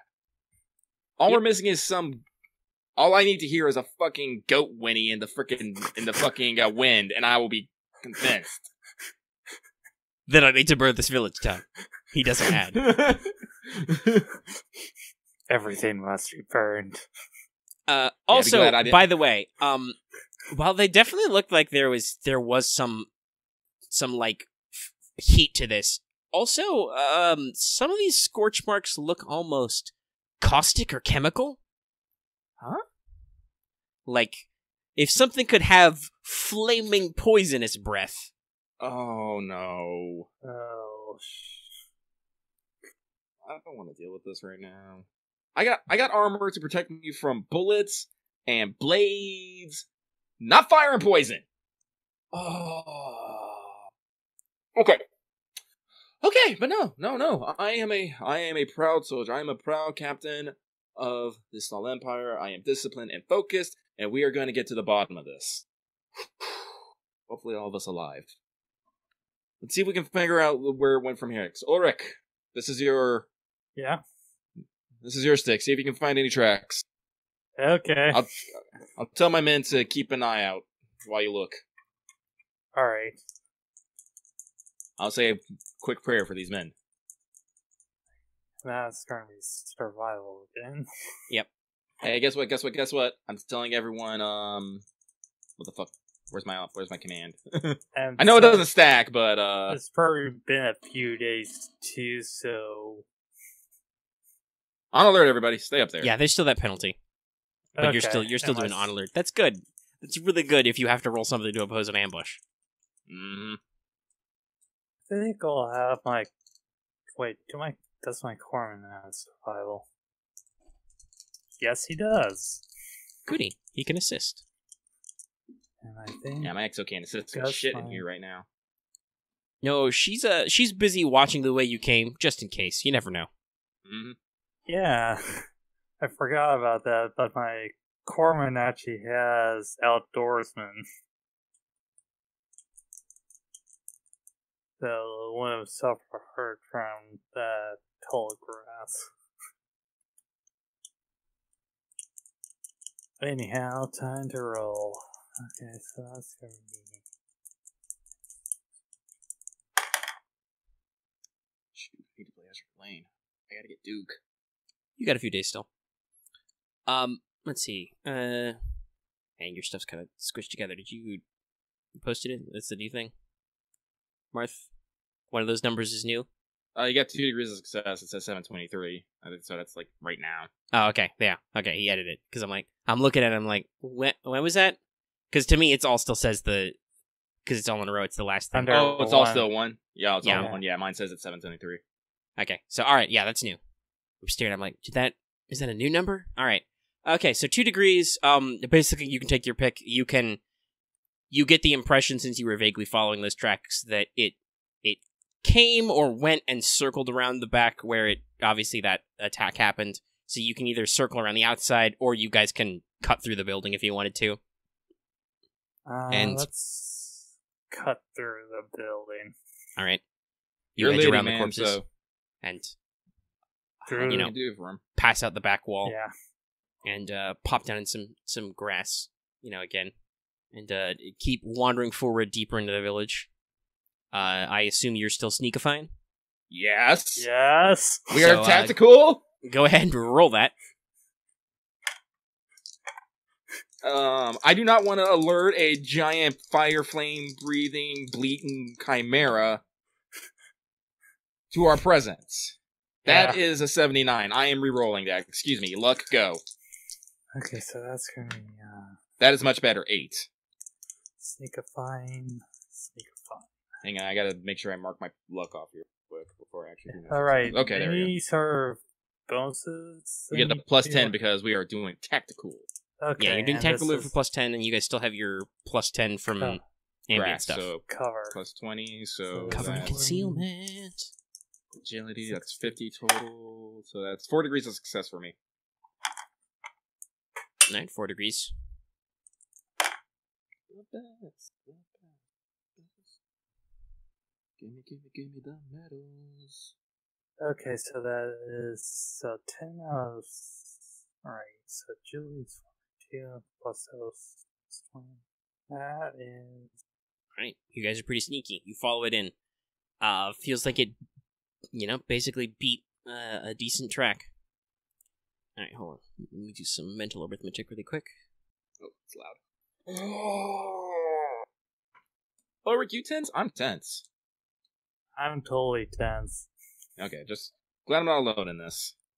Alright, you're moving your way through, ninjaing along, and you follow the tracks, and you move back, and at this point, in addition to noticing, like I said, these cat-like front prints, you're starting to see some fresh enough prints which look like goat hooves, and you enter the village proper. It looks like there's still a fair number of trees and especially overgrown shrubs and grasses which have kind of taken over everything.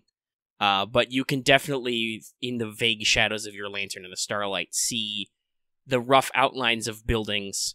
Here, it gets a little bit harder to track your target. It looks like maybe it scrambled over a low building here and then jumped off somewhere. So you got to kind of wander around. But you actually find, next in the center, there's a little bit of cleared out grass already. A little clearing. Cleared out? Yeah.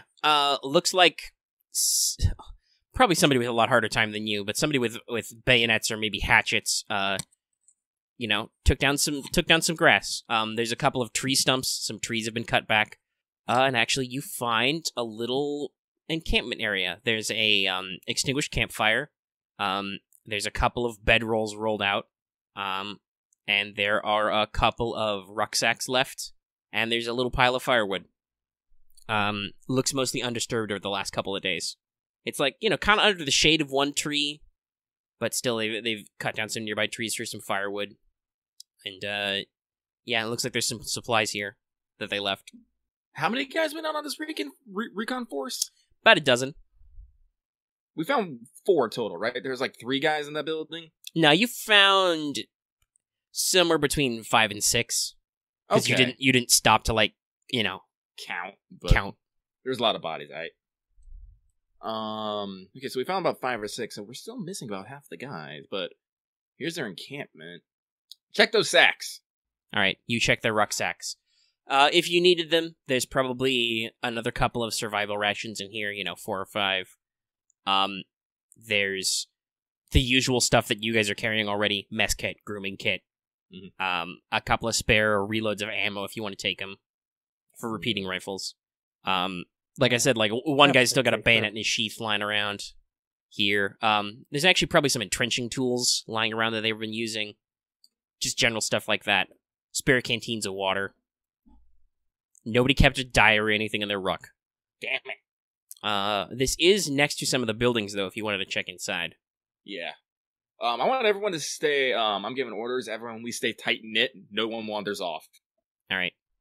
I don't care if we're going building by building. You probably assemble like a diamond or star type formation and just everybody looks a different direction.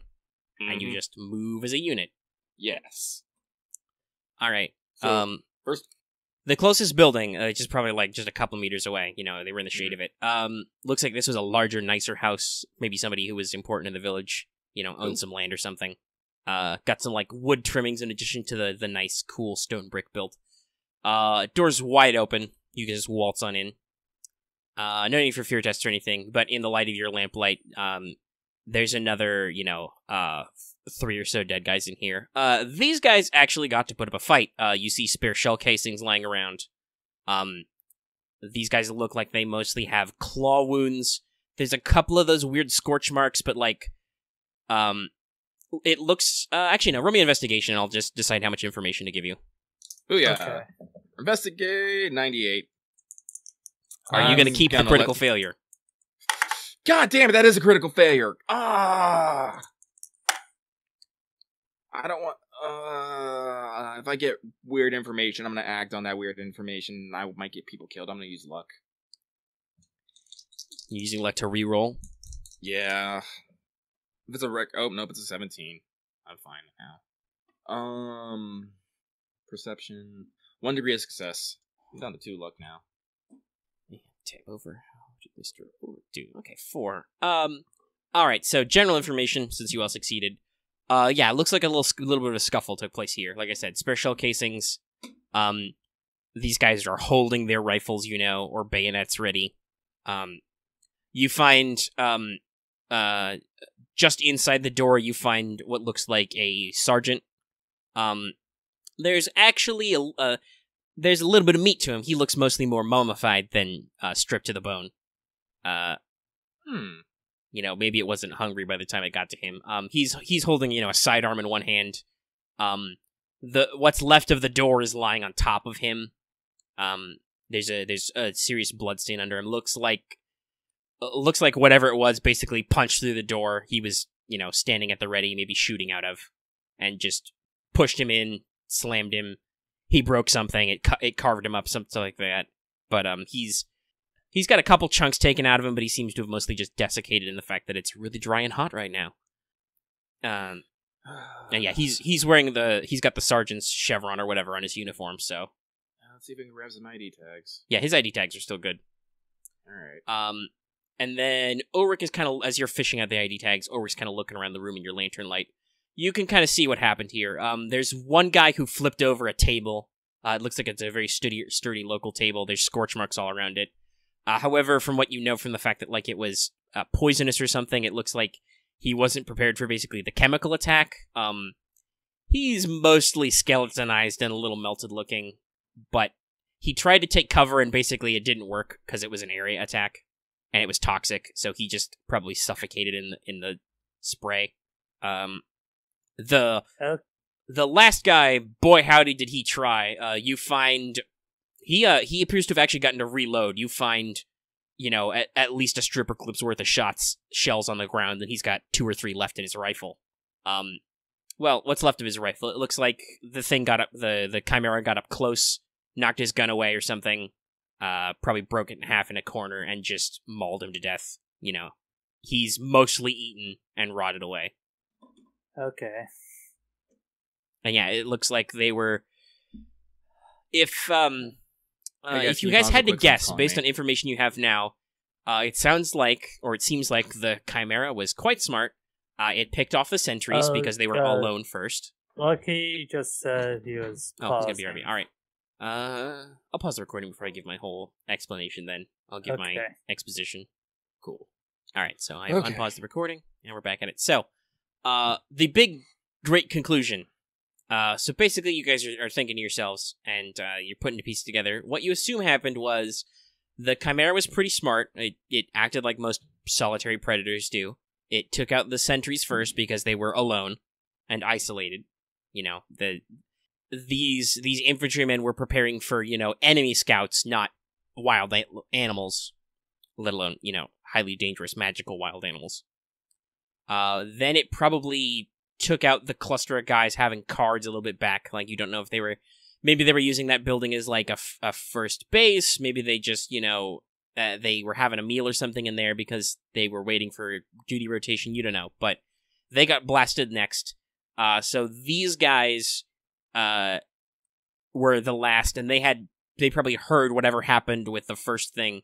So they tried to hole up in the building and they were 3 men with conventional weapons and really weren't prepared to deal with a big nasty like a Chimera, and it got them. The men you're missing are probably another 2 or 3 sentries who are out in, like, probably the 4 corners of this place. And they're probably dead. Oh, yeah. They were alone with, something that's part lion and part snake. Yeah, no. In this grass, because, like I said, there are some lovely soft footprints that the only reason I think why Ulrich has been able to follow it so well is because he's wearing a magical mask right now that, like, gives him super vision and super smelling. Sensory boost is really good. It's like I said, like, tell animal and human blood from taste kind of stuff. Yep. Yeah, so, good call, there. Actually, fuck, isn't there a medal for this kind of shit? Yeah, there might be. But, shit, well, here's the thing. Our mission was to find out what happened to them. To recon and investigate, yes. We have done that, technically. Yeah. However, yes, however, on your honor as mages, there's a Chimera in the fucking countryside. Yeah. And unlike these guys, there are 4 of you, and you were forewarned and forearmed, technically. While you are not necessarily compelled to stay and do something on your own, and heck, you got another, like, you said there's like a squad worth of guys, you got another, like, half a dozen mages who could be here in minutes, because, like we said, you hiked overland here. Those guys have mobility units. If you get on the horn, because you got a radio pack, get on the horn and call back to them, they can be here in minutes. Yeah, let's do that. We're going hunting. All right. Do you want to stand in the middle of the abandoned village next to the dead guys? Actually, no, you can't. You have to leave the building. She literally won't come in. Yeah, no. So where do you want to make this phone call? Let's make this phone call back at the fucking encampment they were trying to make. All right. So you're back in your small clearing. Like I said, there's probably, like I said, like 3 or 4 bedrolls got rolled out so some guys could sleep overnight. You know, there's an empty oil lantern. There's probably some lamp oil if you want to find your lamp oil back up. Oh, please. Yeah. Fuck yeah. All right. Feel that shit. Very switching weapons right now. All right. What are you getting out? The SMG. Okay. Good. Smart. Yeah, it's like, yeah. Well, yeah, it's like at any moment the thing could be back, so. By the way, do gas masks protect from the fucking poison attack? Not technically, because toxic weapons are if they deal you a wound. Okay. Not inherently. Only deals with gaseous stuff. Okay. Well, I don't know if they're spitting gas or liquid. I don't fucking know. I've never fought a chimera. All right. Yeah. The thing is, like, if you get stabbed with something that's poison, for instance, or hit with like magic, if it deals a wound, you get poisoned. Please no. Yeah. All right. So. Well, you pull up the handset. Dial it in. Just be like, do I still want to use Night 1-1? No, we're Skywolves now. Wolf 1-1-1-2 over, and I will basically relay the situation that I need them to fly. So far, so fast, immediately. All right, they're like, yeah, well, Are you guys just gonna stand pointing your guns in 4 different directions? Well, actually, that's a good question, Captain. Or do you stick with the sword board? Yeah. Okay. So 4 of you with guns point them at the woods, and 1 guy with a sword. I decapitated a fucking Auroch with a worse sword than this. Yeah. Actually, didn't you do that with your halberd? Oh, no, I mean, yeah, with a halberd. Or, like, have some sort of back-to-back thing. Yeah, we'll do back-to-back. Or maybe they'll probably... Are you, since you're sitting still, are you trying to conceal your presence at all, or is this just alertness? We have a lamp out, because I'm on, like, the marker, but yeah, other than that, we're trying to stay quiet and still. Okay. Technically, this is a camouflage test to be hidden. Oh, hey, I actually have camouflage. And you got a lamp, though, so unless you're going to shutter the lamp, you're going to take a -20 to this. Do you want to shutter the lamp? Yeah, until the fucking guys get here, yeah. Okay. It's only going to be a few minutes. Yeah. And they have, like I said, they have radios. Mm-hmm. We'll call them. Camouflaging. This would also be if you guys had flares, this would be a really great time for them. No, I was really thinking about bringing flares, but I'm like, why would I need to shoot flares into the sky? I'm like, oh, this is why I need to shoot fucking flares into the sky. Well, that would be a flare gun. No, I'm thinking of actual, like, drop flares. Just because that's what this, cinematography-wise, that's what this scene needs, is everybody to have the red glow and the of burning flares. Marth, you want to spend a luck point so we can have a flare? Huh. Actually, no. Make your medic spend a luck point and have a flare. Yeah, I'll do Corbin and do that. Okay, yeah, lucky event. He brought a flare. Yeah. So that's somebody's got that in their back pocket, ready to go if you need it. Actually, we could check. Actually, one of the guys have one of these rucksacks have a fucking flare? Maybe not. I don't know. Probably not flares. I should get a flare gun though. Flare guns are fun. Yep. I mean, for emergency purposes, you said this was a mixed unit. You sent some recon guys. There's probably plenty of drop flares and a flare gun amongst the guys, the reinforcements. It's just that doesn't help you right now. But rolls on your camouflaging. Oh yeah. Oh yeah, rolls on the camouflaging. With no penalty, you shutter the lamp. No.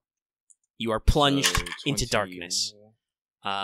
Only the gentle light of the moon and the whispering of the winds. Right now.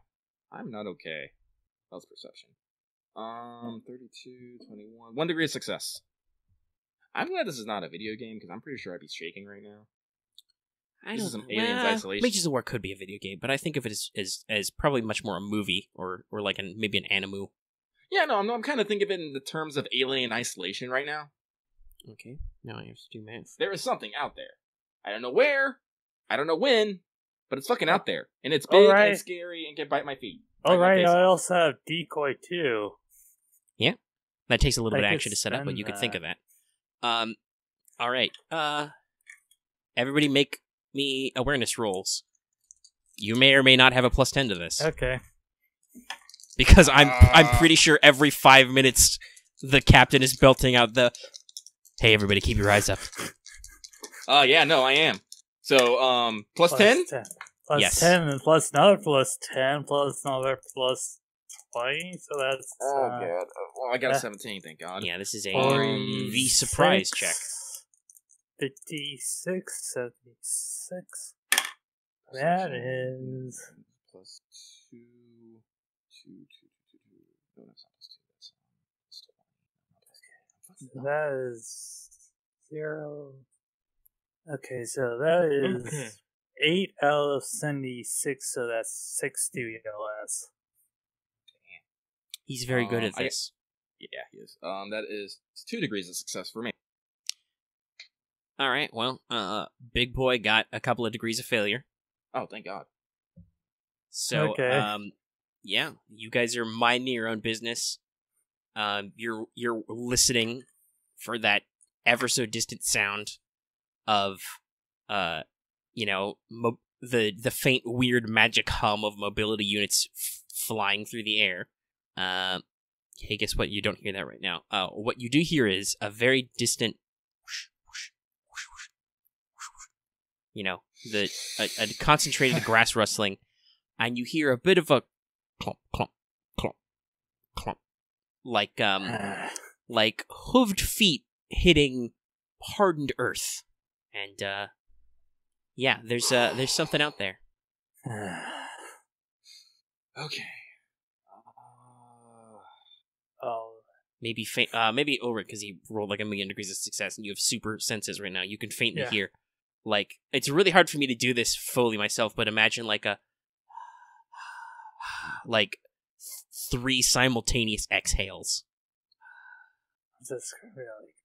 I am nervous as fuck right now, okay? I just make a quick, like, signals, like... hostile!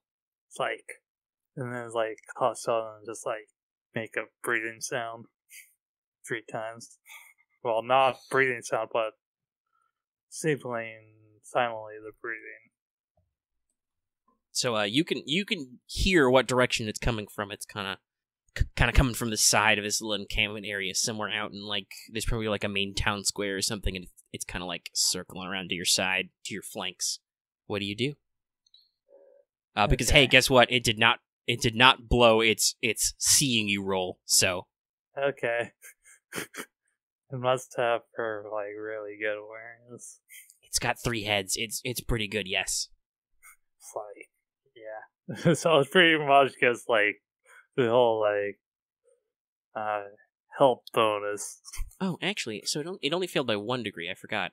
But because it's got a special rule. But yes, it still failed. Okay. So you sense it. Okay, I'm gonna tell everyone we are going to try and well, actually, it spotted us, so now it's just stalking us. Fuck. I would like to remind you, you are wearing mobility units. You are standing in a clearing. Yes. We could just take off, but if you want some space, you can always just go straight up. Yeah, I know, but if we go off, it's not gonna fucking chase us up in the air. It's gonna either run away or... No, it's gonna wander around you're gonna lose track of it. It's gonna wander around the grass somewhere. Yeah. And you didn't want to take Flame Doctrine. Excuse me, we would literally set fire to this whole savannah. Yeah, dry grass everywhere. Hey, fire's the great purifier. You know who can't? You know what? They can't evade you if the grass is on fire. Yeah. So, Captain, in your report, it says that you erected a great wall of fire. Would you care to explain that? Yeah, I would love giving that report. Yeah, because there was a chimera here. Honestly, the major would probably understand the Chimera thing. It's the high command back in the colonial capital, the conventional military, who would probably be looking at you like a lunatic. You burned up how many acres of land which wasn't horribly dying to do what? But all right, like I'm just like, you can't see me, but I am doing the ineffective shrug movement. Like, I mean, if you're just gonna stand there and not make a decision, we can roll initiative. I'm going to. But this is like, it's out there. This is like your one chance to set up. Yeah, we should probably do something can't ambush. Actually, hey, you know what? Since you guys are so freaked out, here's another really good time. Roll a fear test. Okay. Because somebody could fail and decide they need to fire wildly into the grass. Any sort of modifiers to this, since you get a plus 20. A chimera. No, there's no special modifier for that. It's still a fear test is usually a fear test. Okay. Most of the time. And if this was about your specific phobias, which actually, by the way, that's a good point. Marth's character still has his phobia of flying, so if you did want to just yeet, he would basically have to make a willpower test to decide he's more afraid of the Chimera than he is of the sky. Right. Okay, so this is... Okay, so... Yep. Oh, man, wow. Okay. I got a 14. So, you're fine. Somebody's not fine, and they have an automatic weapon. I only have, one luck point left, and I don't know if I want to use that. Well, I'm gonna roll the fear results. It's 0 degrees, so it's no plus or minus. It's just wherever the dice fall. The dice fall on a 67. Oh no. All right. I really no, you decided not to spend it. Okay. What is it?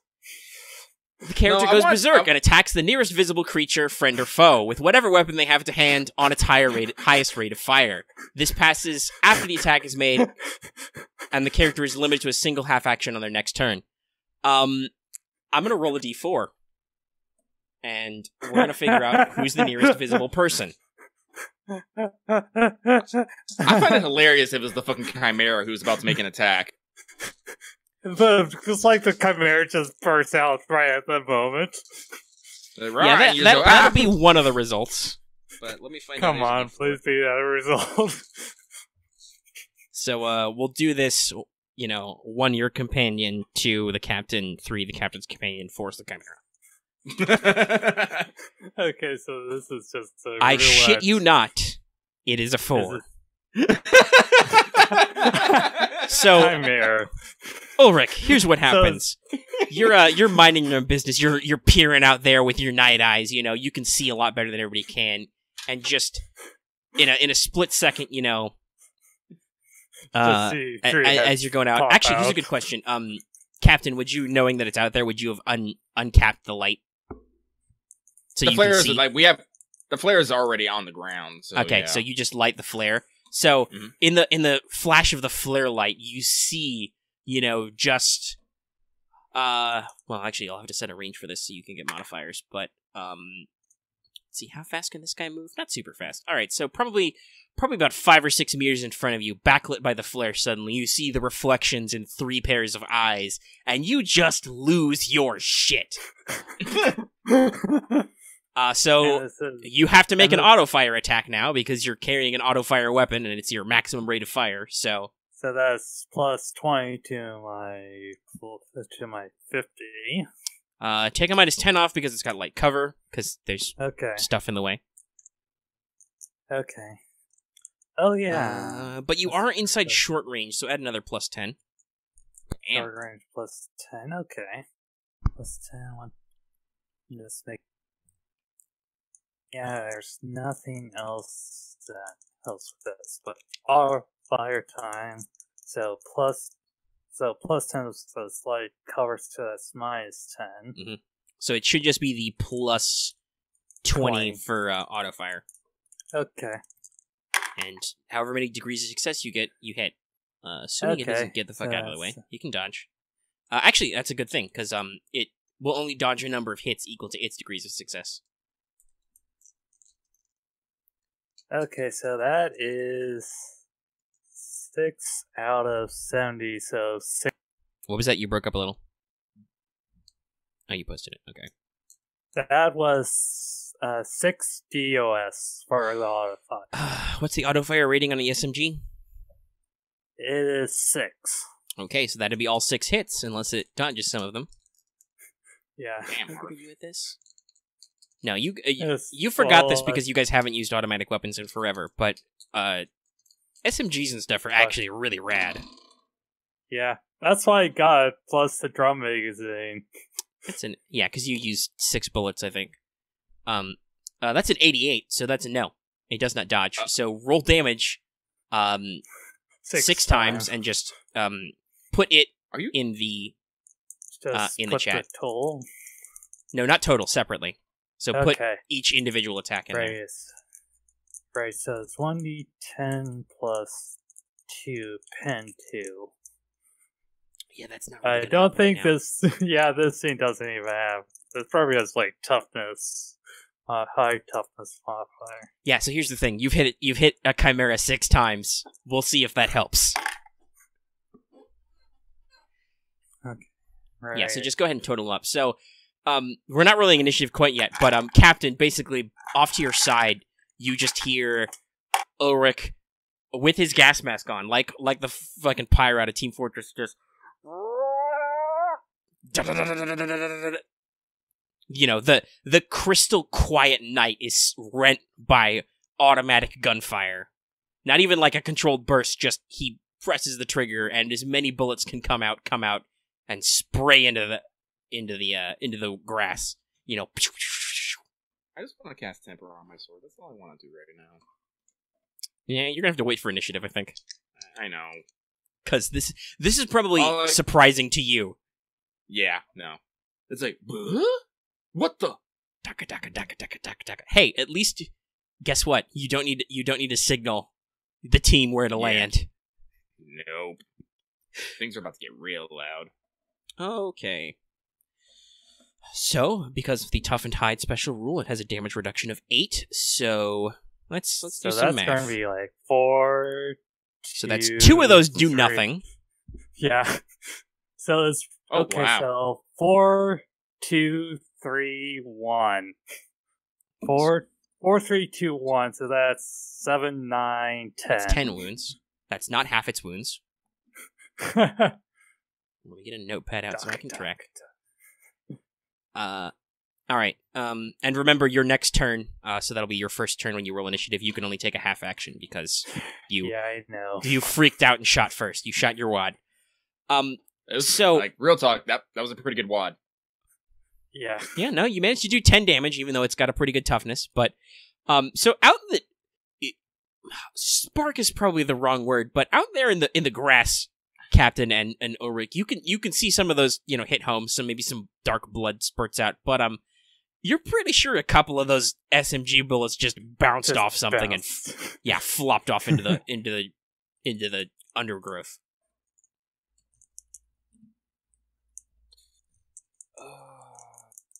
Okay. So everybody roll initiative. Just remember that +1. Yep, remember that +1, please. Oh, I rolled an 8. Nice. Alright, so, now I just need to double check my other bonuses so I know what my initiative is. Oh, that's right. I can use my initiative instead of my agility. I need to remember that. It's actually higher.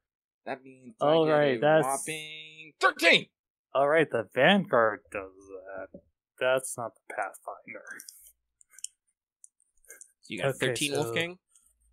Yep, that's me. Okay. Time to... 9. And I will say so at the 9 plus 4 plus 1. All right, he still has to show you up. All right, so I will say that at the end of this round, your reinforcements will arrive, and you can ask them to do stuff. Right now, they're like, you on the throat mic, the wireless radio, you can hear these guys shouting like, "Captain, are you in distress? We can hear bullets. Are you okay?" But You're a little busy. So Ulrich, you go first. Who goes first? Oh. Ulrich does. He rolled a 14. Damn, Marth. Okay. I have a half action. You have one half action. Might want to reload. No, he's got a drum mag. He's got bullets for days. Oh, okay. Yeah. And how much? Right. So you can't full auto again because that's a full round action. Yeah, I know that. I'm just quickly checking. So that is, it uses. I think it's a number of rounds. I think it's a number of rounds equal to the auto fire rating. Okay. Another bolt. Okay, so I had 6. Auto fire 6, so I use 6 bullets. Yeah. And that's, I gotta mark that down. Okay, so the one real drawback of auto fire, the fact that it sucks up a lot of ammo. Yeah, so 6, so it uses number of rounds equal to my auto fire range, so that's 6, so I use 6 rounds. Yes. And so 6 rounds is how many bullets? Like 6 bullets? Yes, that's 6 bullets. 6 individual rounds. Okay, so that's going to mean I have 58 bullets left. That's a lot of bullets, sir. Okay, so time. Like I said, he's got the big fucking drum on. Yeah, I don't like this thing being so freaking close. I'm still berserk. What would a berserk person do? No, you're not berserk. It passed after you made your attack. You have your senses again. You can still be a little annoyed and surprised, though. I'm still annoyed and surprised, so I know what I'm gonna do. I'm gonna rush stone things. Okay, so you take a -20. Yeah, but that familiar bonus beats that.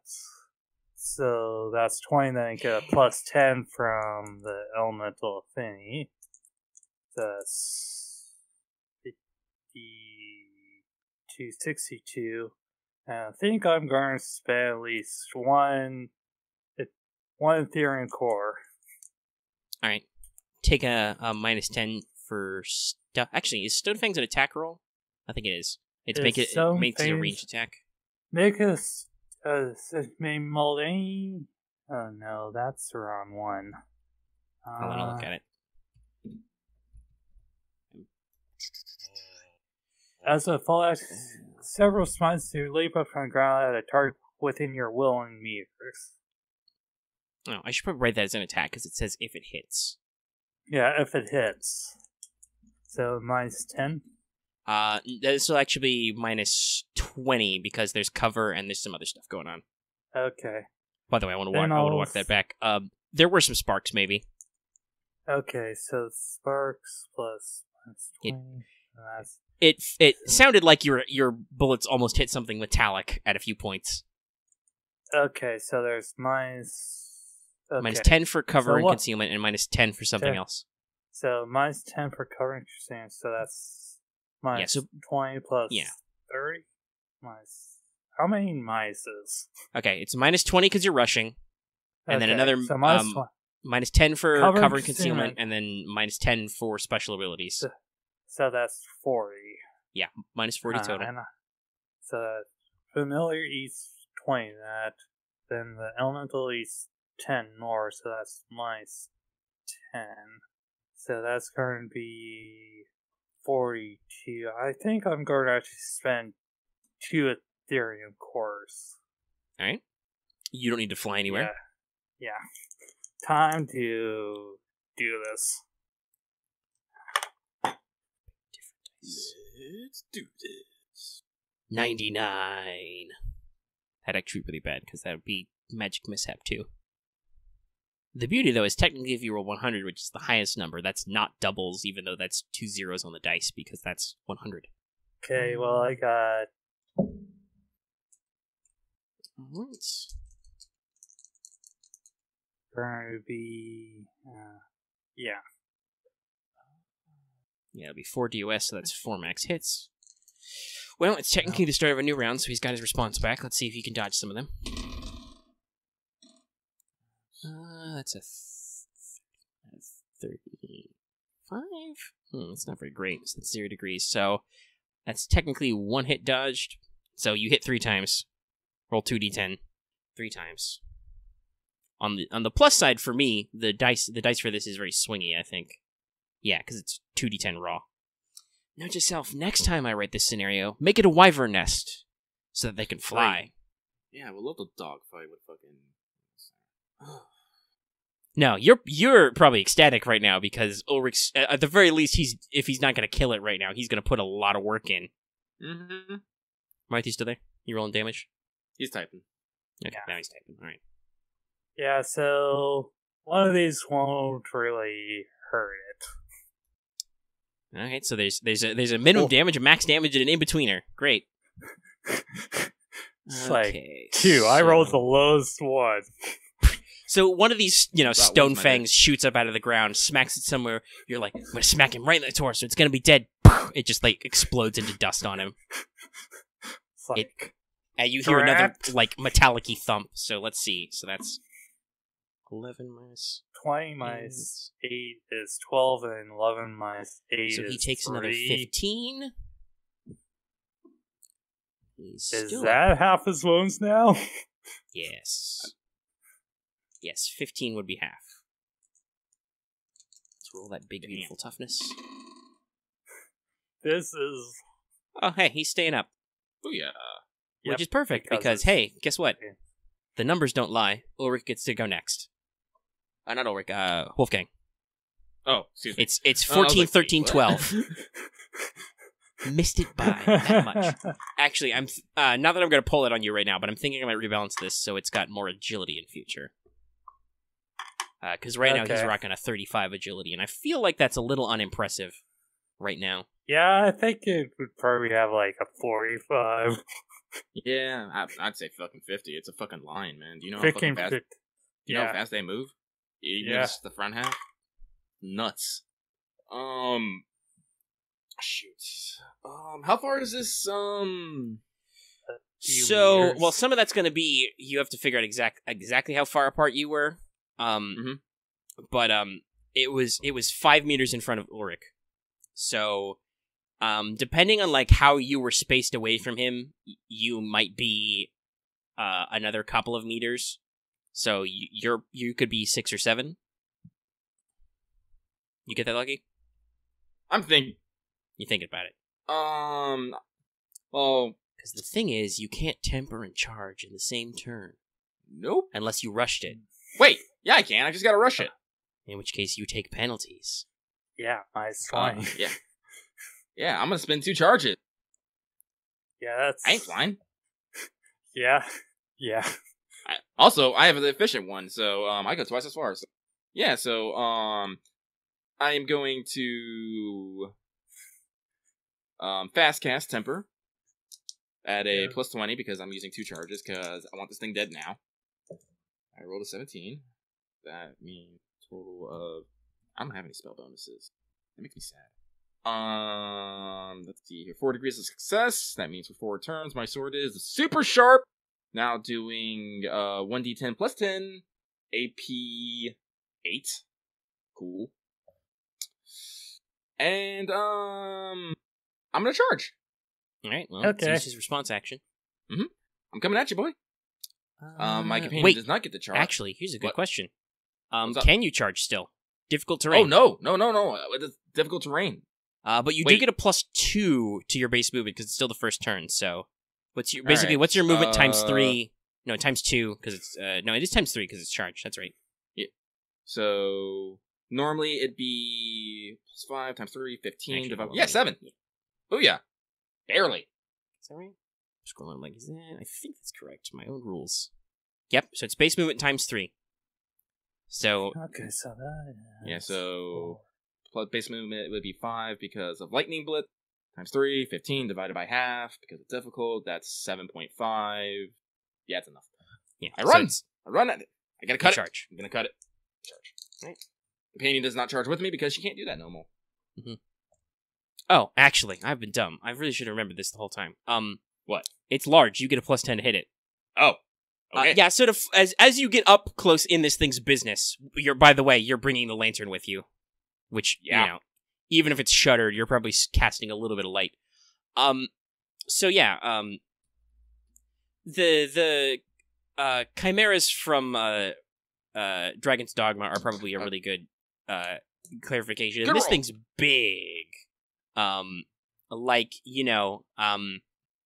for a lion, it is a large size. So, its front half is probably as big as like a Siberian tiger. Uh-huh. And then just out of the middle of its back, giving it an extra couple of feet is, the neck and head of a goat staring at you with its weird square-pupiled goat eyes. And then, where its tail should be normally, you can see it around the back. There's, the giant head of a viper, which... Oh, God. Okay, so... I'm at a plus 30 because it's large. And, because of my charge. Plus 2 damage, and plus 4 for your temper. No. I'm calculating my hit. If he hits it, it's done because it doesn't have that many wounds left. I think he can't with his pluses. Even with the damage reduction, I'm not sure that he can do at minimum damage. If he can do enough, we'll have to see. I'll let him roll to see. But the 2 hit is important. Well, like before I even roll, I get a plus 12. So your minimum damage is 13. So 13 minus 8 is 5 exactly. So you'd take it to 0 wounds if you hit it all. Does Master Weapons give me a plus 10 to hit? I forget. I think so. Yeah. Think so? Let me double check. I believe it does. I want to make sure because don't mistake your rules. That's the Advanced Players Guide, dumbass. Here I'm multi-tabbing. I'll check it. Okay, I found it. All right. Yep, 10 on all attack roll. 10 on all attack rolls. Okay, so that's 20. So that's plus 40 to my 40. Here come the dice. I rolled an 11. Thank God this wasn't magic. No, all right, that's good. It doesn't have a response action left, so yeah. Roll. Let's see how good you do. Roll your damage. I rolled a 9, so You're not critical yet, 20. but not yet. So plus 11. Wait, no, plus 12. 21 points of damage. All right. If this thing was healthy, that wouldn't have done it. However, you're once again as you get up close, there's multiple bullet wounds in this. Like there's a couple of deep cuts on its underside where Ulrich attacked it. You just line up for the heart and rush right in, and shunk. You run your blade up to the crossguard into its breast, and just clunk. Kind of like sickly black blood kind of pours out. Ew. It's hot, and smells foul against your skin. There's a little bit of a brief just into your face, Nope. Gross ass chimera spittle spatters against your visor, and then it just falls down on your blade. Just clunk. You have to like dig your heels in so you don't fall over.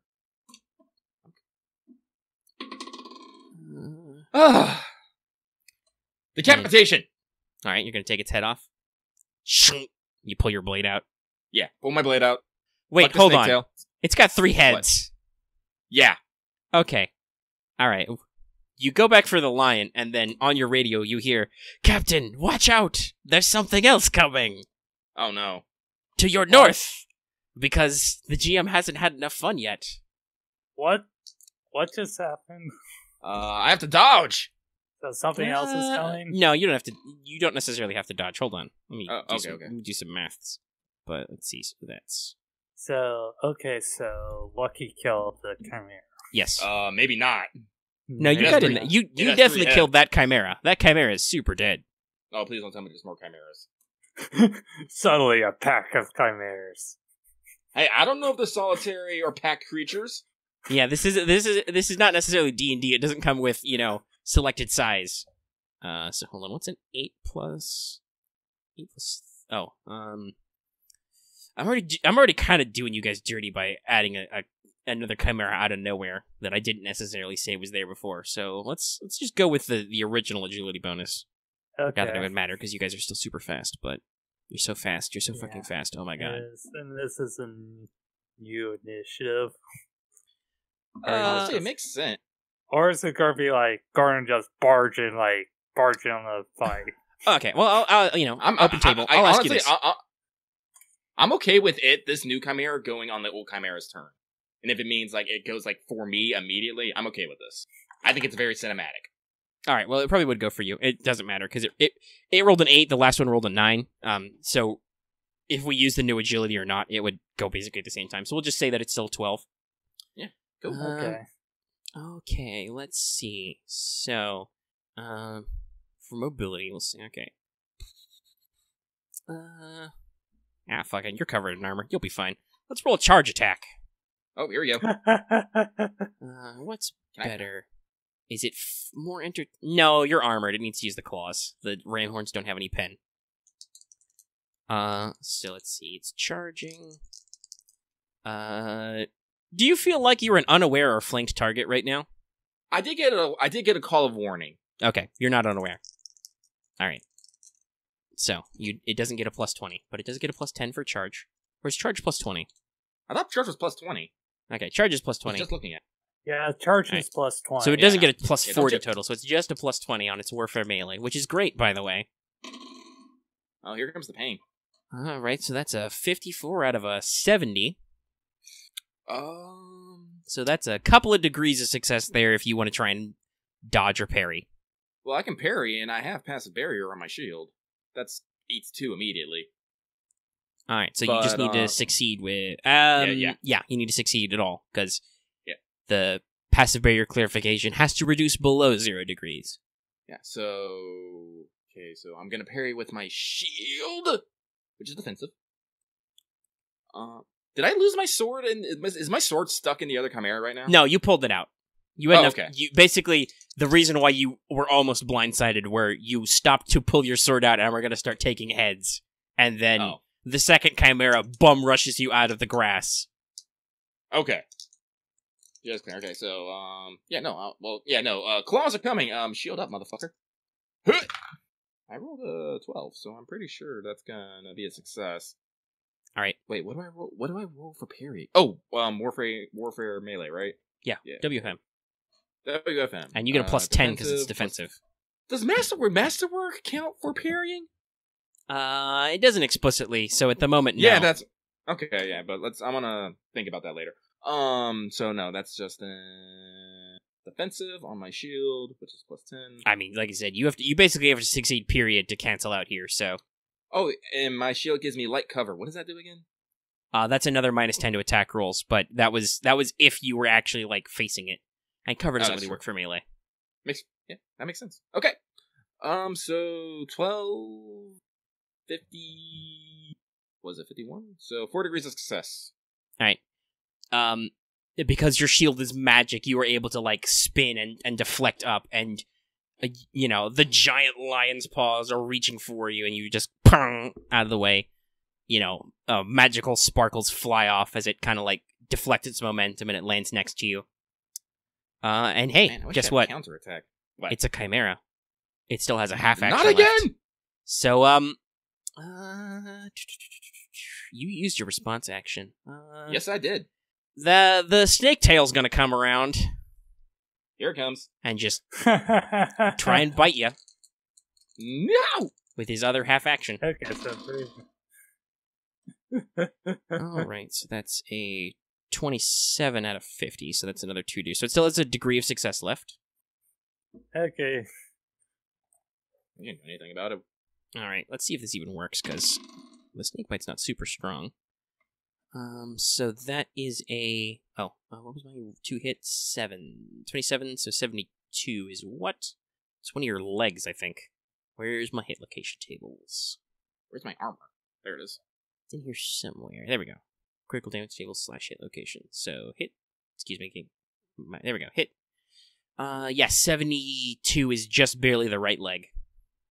Legs are 10 armor. Oh, okay, so you do actually take damage, because this has a pen of 6, and I rolled 4 plus 5. So 9 damage, pen 6. Yeah, well, I don't got fucking 5 toughness, so I got, 3 toughness? Yeah. So how many wounds do you take? 2? Okay. Hey, you took a wound from a toxic weapon. Roll me that toughness test, buddy. Oh, here we go. Oh, wait, what did I roll for? Toxic. Toughness? Toughness, yes. I rolled 33 out of 33. Okay, you're fine. It doesn't get your blood or anything. You feel a slight hot sensation as it, like I said, this thing comes around at you with like a leaping pounce. You bat it away, and then it comes around and gets the opposite from your shield, because it's in your right leg, and just the snake head whips around and sinks into your calf through your armor plates. You feel it burn a little bit, but it doesn't take. Maybe it didn't envenom you enough to cause any lasting harm. Okay. And you get, a little bit of blood loss. So now it's top of the round. It's Ulrich. And now you have a slight problem that the Chimera is in melee with your captain. Oh, but the round ends. So overhead, how many wounds does my captain have? I'm still standing. Did you take like 2? Yeah. I'm okay. He's not seriously hurt. He got nipped a little bit, and like I said, it was a flesh wound. It was just in his calf. So it's just 2. The snake head basically whipped around at the back of your armor plate, where you're not as protected. Because it's got like a 2 why I need meter more reach. armor!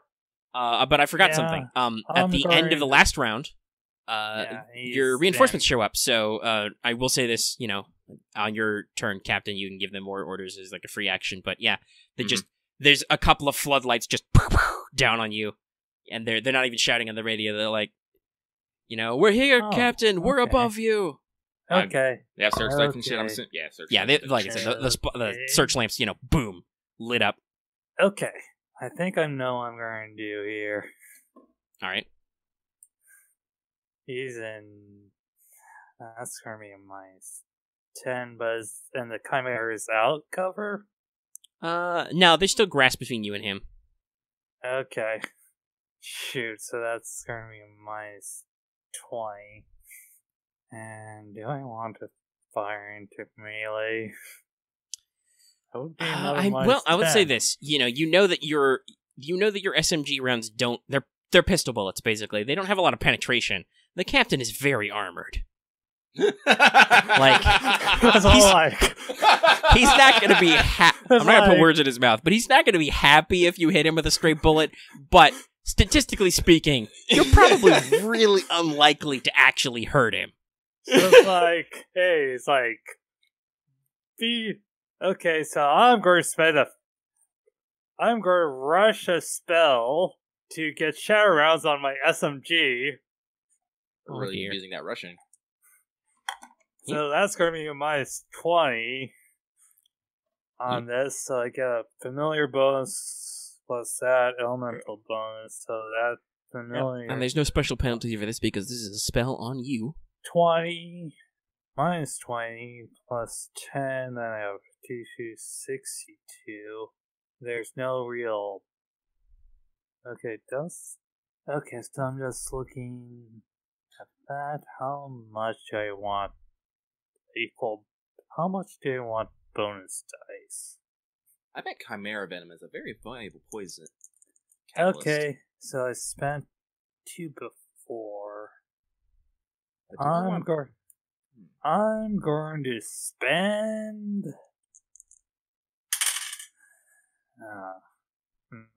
So, -10... I'm just thinking about this, so -20... I'm going to spend 3. Damn! Alright, he is halfway through his Ethereum core and he hasn't moved an inch. Like, I'm so goddamn done with these chimeras in this jungle. I'm with you. It's like, yeah, Chimera, cool. Surprise Chimera. On this 24-hour workday. Slays tonight. Oh my god. Okay, time to roll. Time to roll. After this. So that's... Okay, so... On the plus side, yeah, the session will probably be done after the second Chimera. Actually, I don't need to spend 60... I don't need to spend 3 because that would actually be 112. And that will just be 100. Actually, wait. 62 plus 4 would be 102. So I can only fail if I roll. Critical failures. It should be really bad, I think. What does rushing do? Yeah, that's a plus 20. I think it might be a plus 30. Spellcasting. Spellcasting rolls, because let's see, so push. You can rush. But that's, plus 20 to any mishap rolls.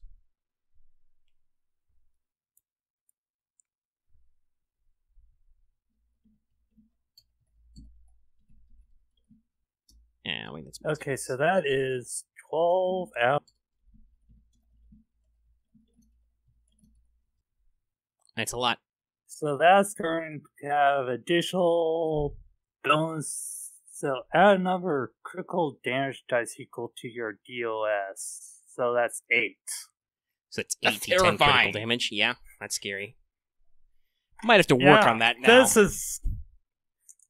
is why Shadowruns is like... Shadowruns is really good, but I don't know. Probably one of the better rounds.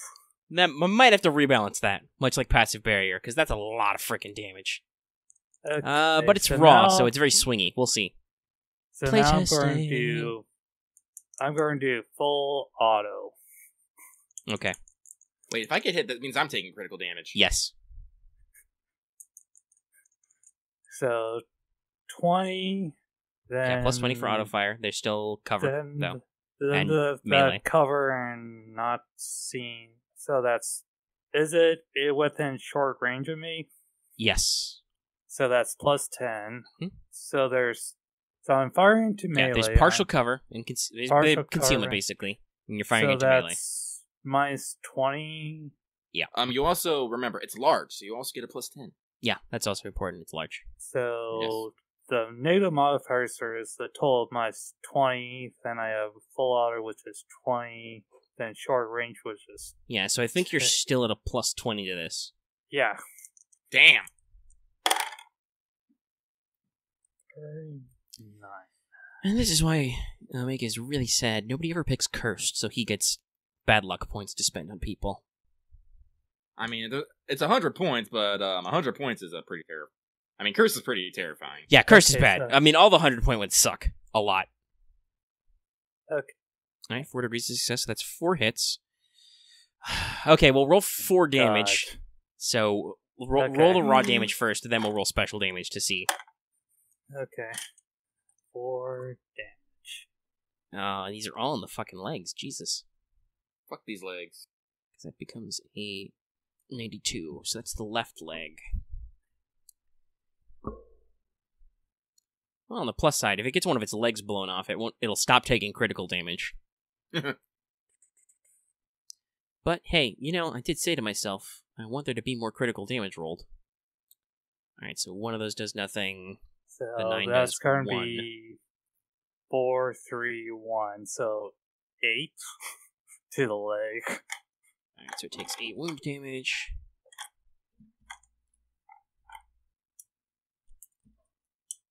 So, hey, Captain, you're real excited as suddenly there's a burst of gunfire, and as Ulrich is shooting at the back flank, and a couple of stray bullets whiz by you. Tink tink. Wait, what? Also, by the way, there's another loud clonk. There's like a clonk noise as one of those rounds strikes shallowly somewhere on maybe like the upper part of the leg where the scaly snake tail is and just flops off into the, that was a hit that did nothing, glanced off. Because chimeras are tough sons of bitches. I am learning this. Okay. Now, critical damage, or what? Yeah, so roll 8d10 4 times. What? 8d10, wait, 8d10 4 times? Oh, wow. You hit 4 times, yes. Okay. Also, did you roll toppers on any of those? Did you roll 10? On the 10? Damage dice? Let's see here. I think the SMG has 1d10, so I did a 10 on 1. Alright, so that one is not 8d10, that's 8 plus... So that's 11d10 plus 5? Yeah. Because that was naturally inflicting critical damage. So that first one's 11d10s plus 5. 11d10. Oh my god. Okay, yeah, I think we're gonna have to work on shatter. Maybe that's another one that becomes every 2 degrees. Yeah, I think that's probably a good idea because it can get once you get once you're optimized like Ulrich, that gets pretty bad. Yeah. Okay, so I'm gonna roll. And also, it's real easy to upgrade. I'm an Earth Mage. I have an automatic weapon. Get wrecked. 9. Okay. Well, he's also good at shooting because he has to actually hit those multiple times. He's firing 6 bullets each time, so.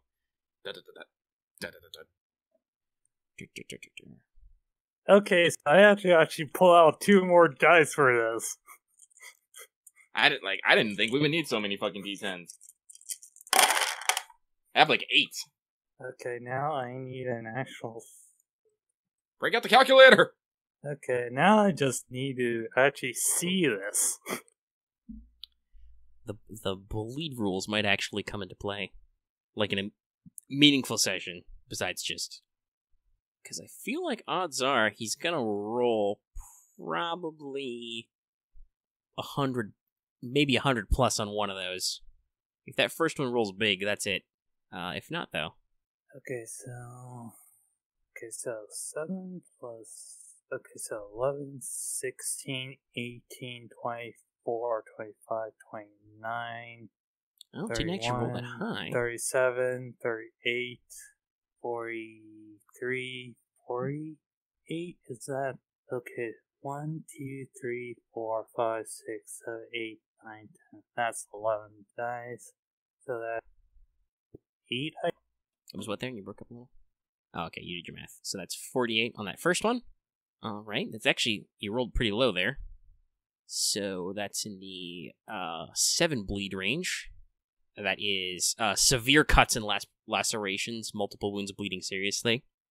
As just, one of your magic bullets cuts into the meat of its back leg and just basically explodes out in ultra sharp fragments. So that's 93 of 100 bleed. 6, 8. Or rather, that's 93 of 100 blood count, and it's got 7 bleed, because that'll matter. If it lives through the captain's turn, that'll matter when its turn comes up for bleed. That's gonna be a little frustrating if the Chimera only got to bite the captain a little bit. I'd even get to use Flame Breath. I don't want it to use Flame Breath. Rationally speaking, it probably, other than the fact that I think it was out of range because it can only breathe at like 4 meters, it really should have flame blasted Ulrich, but by the way, is the flame breath like a blast attack or specifically an AoE attack? It's a cone. Ah, okay, damn it. Can't use the think fast on that then. No. I shake fist. It does not have a blast rating. It's a 4 meter cone, basically. Can't call it an environmental hazard either. No. So that is 20, 30... You also have to think fast ahead of time. So 10, 15, 20... I'm gonna tank 30, I'm gonna tank the fire with my shield. Okay, oh no! What would have been smart of it to do is after it missed you would be 20, to 30, try and blast Ulrich, but 47, it was much funnier to me to throw all my force against you and have it snake bite you because you were the one who was super paranoid about getting poisoned. Alas, my hubris. I did much better. That's a 58. Bones are cracked and broken, causing severe pain, so you hear a splinter in there as you crack a bone. Jesus, Marth. He's got 2 more of these. I don't think he's gonna blow its leg off, so it's gonna live, probably. But, he can go up to some very serious bleed. I'm gonna double check. What does shattering a bone do? So a broken bone, minus all 10 skill test from extreme pain. To utilize the limb. Okay. So honestly, actually, the total number is scary, but the averaging is actually pretty okay on the critical chart. So I don't know, maybe not fix. Maybe we just accept that he's really good at this. 62. Yeah, because actually, then when we think about it, before we never really got high. We would always just be a little bit of bleed. Yeah. So that's serious bleeding. A large chunk of flesh has been removed, or serious internal bleeding, so that's 11 bleed, so that means he's got 18 bleed. I think this last one is not that high. Or it's high? Okay, checking. So the captain is covered in Chimera blood now. Is my armor permanently dyed? I hope not. Okay, so not probably not permanent. The interesting thing is that chimeras are not like dyers. They're not necessarily infused with toxin mana, so its blood is just kind of like icky and gross. It's not like caustic or anything. Oh, thank God. Okay. Wyverns have poisonous blood. It's dire animals that have the caustic blood, right? Also, wyverns are poison blooded. Okay. So 6 plus 24 is 30, 34. The chimeras just if you ever. If you imagine somebody stitching together a creature, only there's no stitches, that's how weird and freaky it is. It's just like, yeah, this thing has a fucking second head coming out of its back. Also, its third head is a snake on its tail. So what was that, 41? Okay. That's severe cuts and lacerations again, that's another 7 bleed. So this thing is currently at 25 bleed.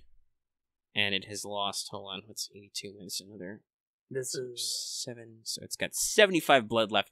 So in 3 rounds, regardless of anything else you do, this thing's gonna bleed out. Wow. It'll be at 0 blood count in 3 turns. Well, let's see if honestly, if Marth gets to shoot it again, it's not gonna... Yeah, he's got, your will rounds? Oh no, it's until you run out of magazine, so you're fucking fine. That's right. Yeah. I feel like I need to mercy kill this thing now. Yeah. As you're covered in its blood. I mean, it can't really run away so good. It broke. One of those bullets didn't come out the other side and definitely dug into a bone. Marth, you are scary. I thought I was scary. No, Marth, you are the scary one. Yeah, you're scary in melee. I'm scary in rage. High five for covering each other's angles. Yep, we're covering each other's angles. I'm wearing gas mask all the while. Well, considering I got masterwork, I have a full helm visor on. Yeah, no one sees our face. We're 2 guys. Wear a lot of armor. We're gas mask and shit. We do things with an arm with a unit patch on your shoulder, which is a wolf holding a sword in its mouth. Yeah, we're kind of terrifying. It's gonna be tails. So, future notes to me: flying enemies, more poison. Fire ? Not explosives, because he's good at those now. Yeah, think fast's defensive bonus is really good if you're in like an environmental hazard, or you're like, we're about to be shelled or bombed. If you can see a lot of blast attacks coming, and you can be like, no, let's get out of here. But alright, so actually, like I said, I thought that was bad, but actually when he averaged it all out, it stayed pretty calm. The most dangerous thing was that he comboed it with an auto-fire weapon, so he got a lot of hits in. Mm-hmm. But it's, it's not instantly, he didn't even blow its leg off. Which I thought that first one he might roll high, but he rolled kind of low. What? Okay, so what's the result that you would need to get for blowing a leg off? That's over 100. Okay. So that last one that was 11 d10s plus a number, that definitely could have been it. Yeah, right. That still need to be 9s on like every single dice. Yeah. But yeah, so that I think actually, instead of being this is a feature, not a bug. This is the first time critical weapon damage has actually mattered. Yeah. Surprisingly. Hey, I tried. That's why I added a whole weapon tag for it. I was like, these numbers don't happen enough and aren't big enough. Yeah. And then, boy, howdy, is the captain really glad he didn't take a hit. Though I think he has what? I think critical damage is halved. This was in what leg? Wounds. This was the left leg. Left leg, so it was 10 armor. So it would have been like 2. He would have pretty much been fine for. Well, if there was 10. Well, 10 armor plus toughness. He would, but remember, he would take critical damage automatically because that's the thing about the shadow rounds. But luckily, that if you dealt no wounds, the damage would be halved. Because shadow rounds tend to just split up and just So you probably would have been lightly bloodied or bruised from that. Lucky if you accidentally took one. Ooh. Okay. Yep. It would have the impact. Alright, I gotta figure out how to kill this thing before Marth, tortures it to death. Yeah, it's Yorgo. And yeah, he's... Well, hey, as much as we say war crimes are kind of a wiggly thing, even in this time period, dum-dums, hollow point rounds are kind of like questionable. He's basically using magic exploding hollow points. Yeah. The magic in his bullets causes the rounds to fragment excessively. Okay, so I got to... Ah, shit, I didn't tell my companion to follow with me. She's still back there. Damn it. Yes. Well, I mean, technically you didn't use a companion action last time. What would you have done with that? Isn't there one where I could just say she follows me? Yeah, you can spend a companion action to be like, move stay on me or something? Yeah, stick with me. I think it's something like that. I don't have because right now, but it's I can't...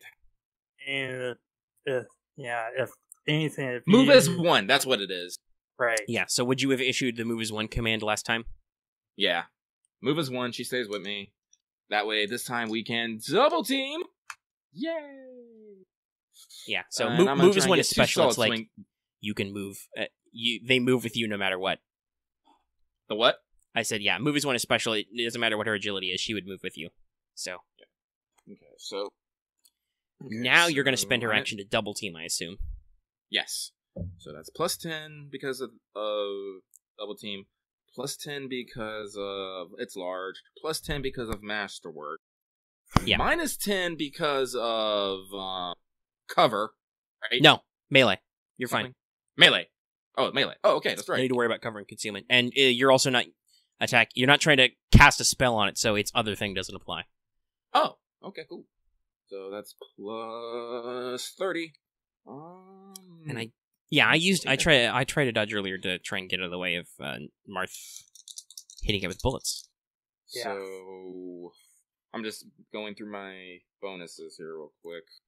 Is it still that? And I want to keep my shield up. Damage. So yeah, chimeras don't unfortunately get an extra reaction, but they do get 3 half actions or 1 full action and 1 half. All right, let's see here. Also, they can live through having a head crippled or removed. Not that it mattered. 38 out of 71. So that's 3 degrees of success. Alright, so you hit. Tempered is still in effect. Does double team give... It doesn't give damage, it just gives... No. Double check that just to make sure. Yeah, it doesn't. I'm looking right at it. It's a plus 10 on melee, and they would take a minus 10 on active defense. Oh, okay, that's what it was. That was the thing. That was the second thing I was just trying to remember.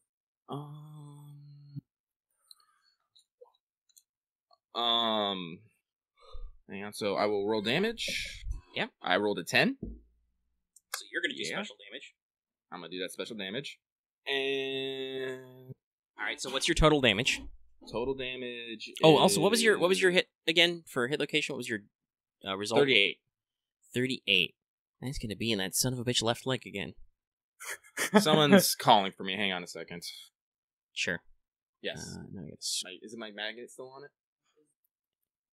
Oh, no. It's in, okay. It's in the... Yeah. Yeah, I'll pause it for a second. Getting mad.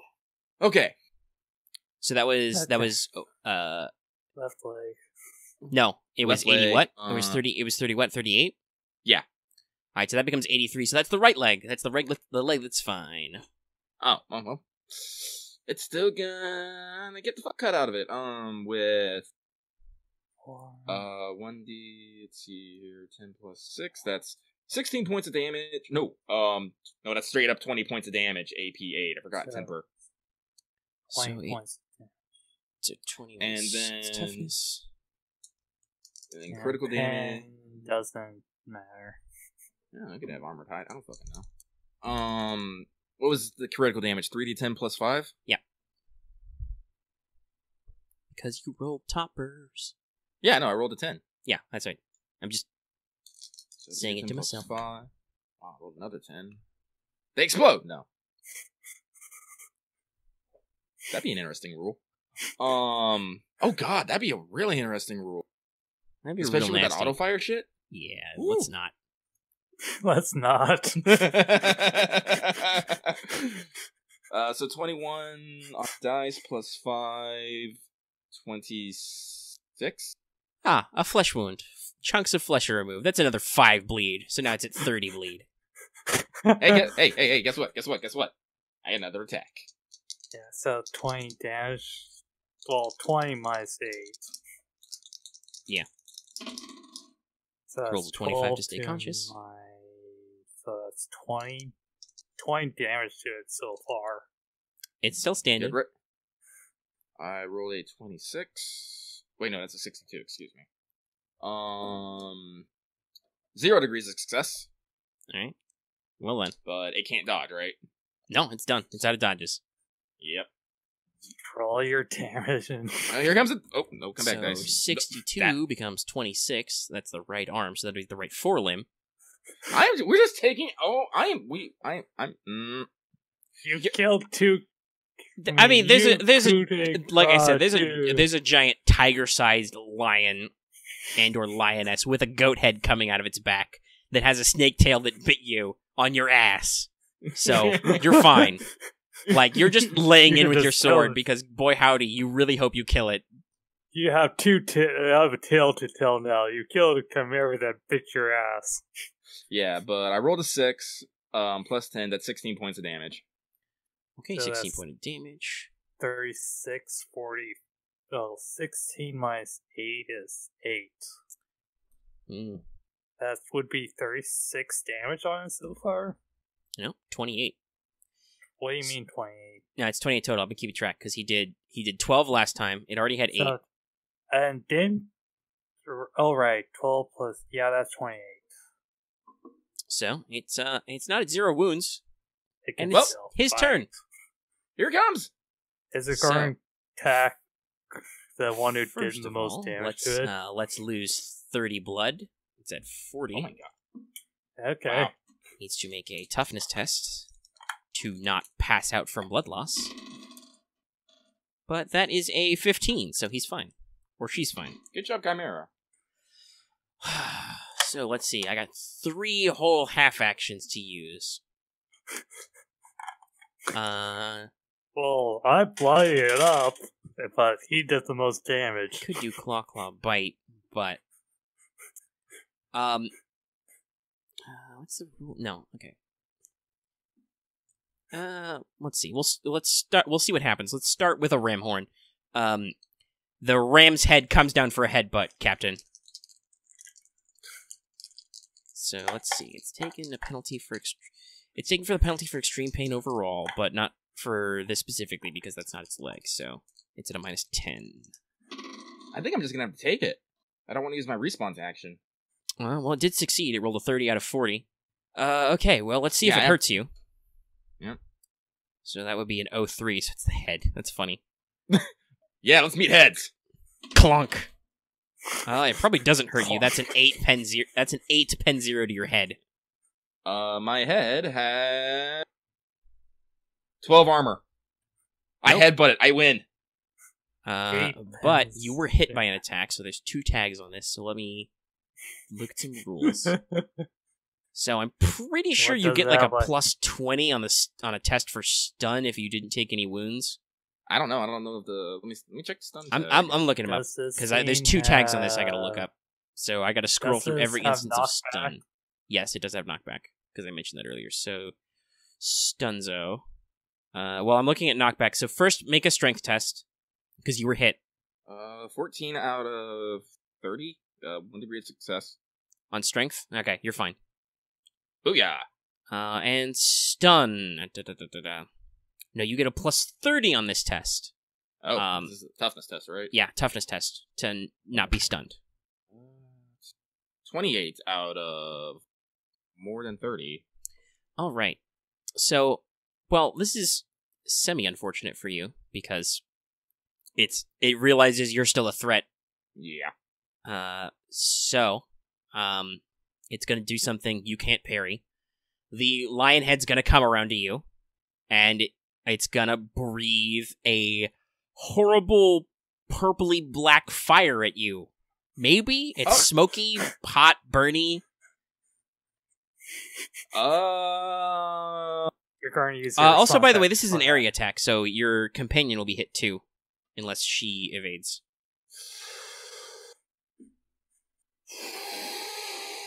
Well, she's going to evade, but yeah. I am going to barrier. All right. You're going to try magic. Magic! Well, let's see. We roll... Oh, actually... Where is my XO? I need to check her evade. It's probably only 20. Because that's base stats. It is 20. Luckily, she is trained in it. Okay. I'm going to roll for you real quick, girl. Please dodge. You do not dodge. No. I can't spin and look on my companion. God. Fucking nope. Alright, so she's going to take... This is why you should get the lucky companion. Yeah. So she's going to take 2d10 plus 4. Oh, God. With a pen of 4 and the flame, stun, and toxic tags. So that's 9 plus 4. So that's 13 damage, pen 4. To start. So I've run into a slight rules problem. I've realized the way I've written this, I don't know... The way my original notes are written, it's just everybody in the area is hit, but that's not normally how this works. But a Chimera has a warfare ranged of 0, so I'm not entirely sure what I was thinking when I wrote this. Yeah, I don't know what I want to do there. Make a note for later. Yeah, I'll fix it. Make a note for later, just to modify it. Yeah. And, for the moment, I'm ruling it right as now. Because it's an area. So that means, by the way, because it's a blast uses your highest armor rating, period. So whatever her highest zone of armor is applies to this. Oh, so this is blast? No, it's an area attack. So okay. Once again, not that it matters because you didn't spend a half action to call it. Yeah, I know, because I wouldn't have called it because you didn't say it would matter. Because I can't. It's not a blast. Huh? It's not a blast. But it's an area attack, so like I said, because he's not rolling for hit locations at the moment, it's whatever her highest armor is. Okay. She's not dead, but it's gonna take me a minute, because I just realized I haven't actually wrote down her wounds or her armor values yet, so I'm like, I did write down how much damage she did. Okay, so it's, it was 2d10, so it's 9 plus 4, so that's 13, pen 4. So let's run through the things. She has to make a toughness test to avoid stun. She fails. Okay, she loses her next action, so she loses a companion action, basically. Mm-hmm. What's the now? In the middle of nowhere with and flame tag. So, yeah, flame. Actually, fuck it. I'm just gonna find weapon tags because Control F takes me forever. Weapon list, weapon tags. Where's the bit about their? Because that might have been half her wounds, actually. Flame. Okay. Make an additional evasion test to not be set on fire. She makes it. Okay. With 14. So she doesn't get out of the way, but she's on the move and thus is not caught in acid or fire or something. Okay. If she could speak to you right now, though, she would tell you that despite being burny and stuff, she also feels, numb and cold as it passes over her flesh. Oh, God. They only have 15 wounds to start. That was definitely more than half her fucking wounds. Okay. Well, now she needs to roll a toughness test versus toxic. Oh my God! This might be a good. Well, luckily you haven't. You didn't actually tell your troops to do anything yet. So no. There's a couple of medics in that squad. If you want to shout medic, now is a good time. I'm gonna scream medic because she fails the toxic test. Okay. So let me see. Does she take the damage now, or is that at the start of turns? Toxic. I haven't even used my companion's action yet. Well, we really haven't been hurt. And okay, so that. At the start of their round. So at the start of your next turn, she would take 1d10 damage, which ignores armor but not toughness mod. The thing's got to be dead before then, one way or another. Now. So how did you do on your active barrier? Oh shit, I didn't even roll or that. Passive barrier, yeah. I'm spinning charge. Yeah, basically, if you pass this at all, you succeed because of the way the mechanics are right now. 18. Yeah, I pass. Okay, I still got to spend that charge though. You pop a barrier in front of you, and like I said, it's definitely burny. It's like it must be like almost like a flamethrower, like a pyrophoric chemical. Mm-hmm. Because, like I said, it's not fiery colored, but it's a burning caustic, and it just washes over you. The grass all around you shrivels up and dies instantly. You're fine, God. But your companion is caught in the side of the blast as she tries to tuck and roll out of the way.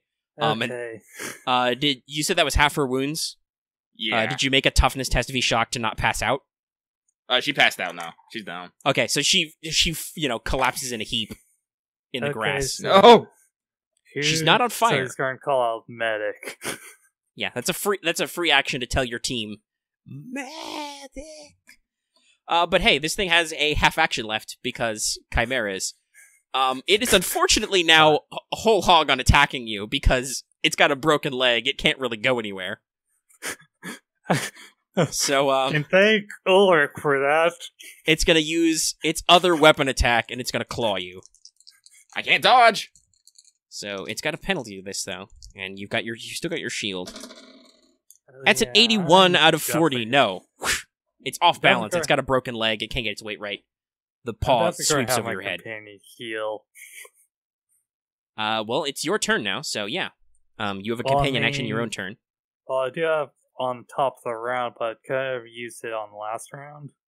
No, because that didn't happen yet. Your companion moves when you move. If you forget to use a companion action, your companion doesn't do anything. Okay. I'm going to go for this now. Yep. So I'm going to use companion action. Well, I don't really know that one of the guys is toxified. No, but you see somebody laying on the ground, unconscious.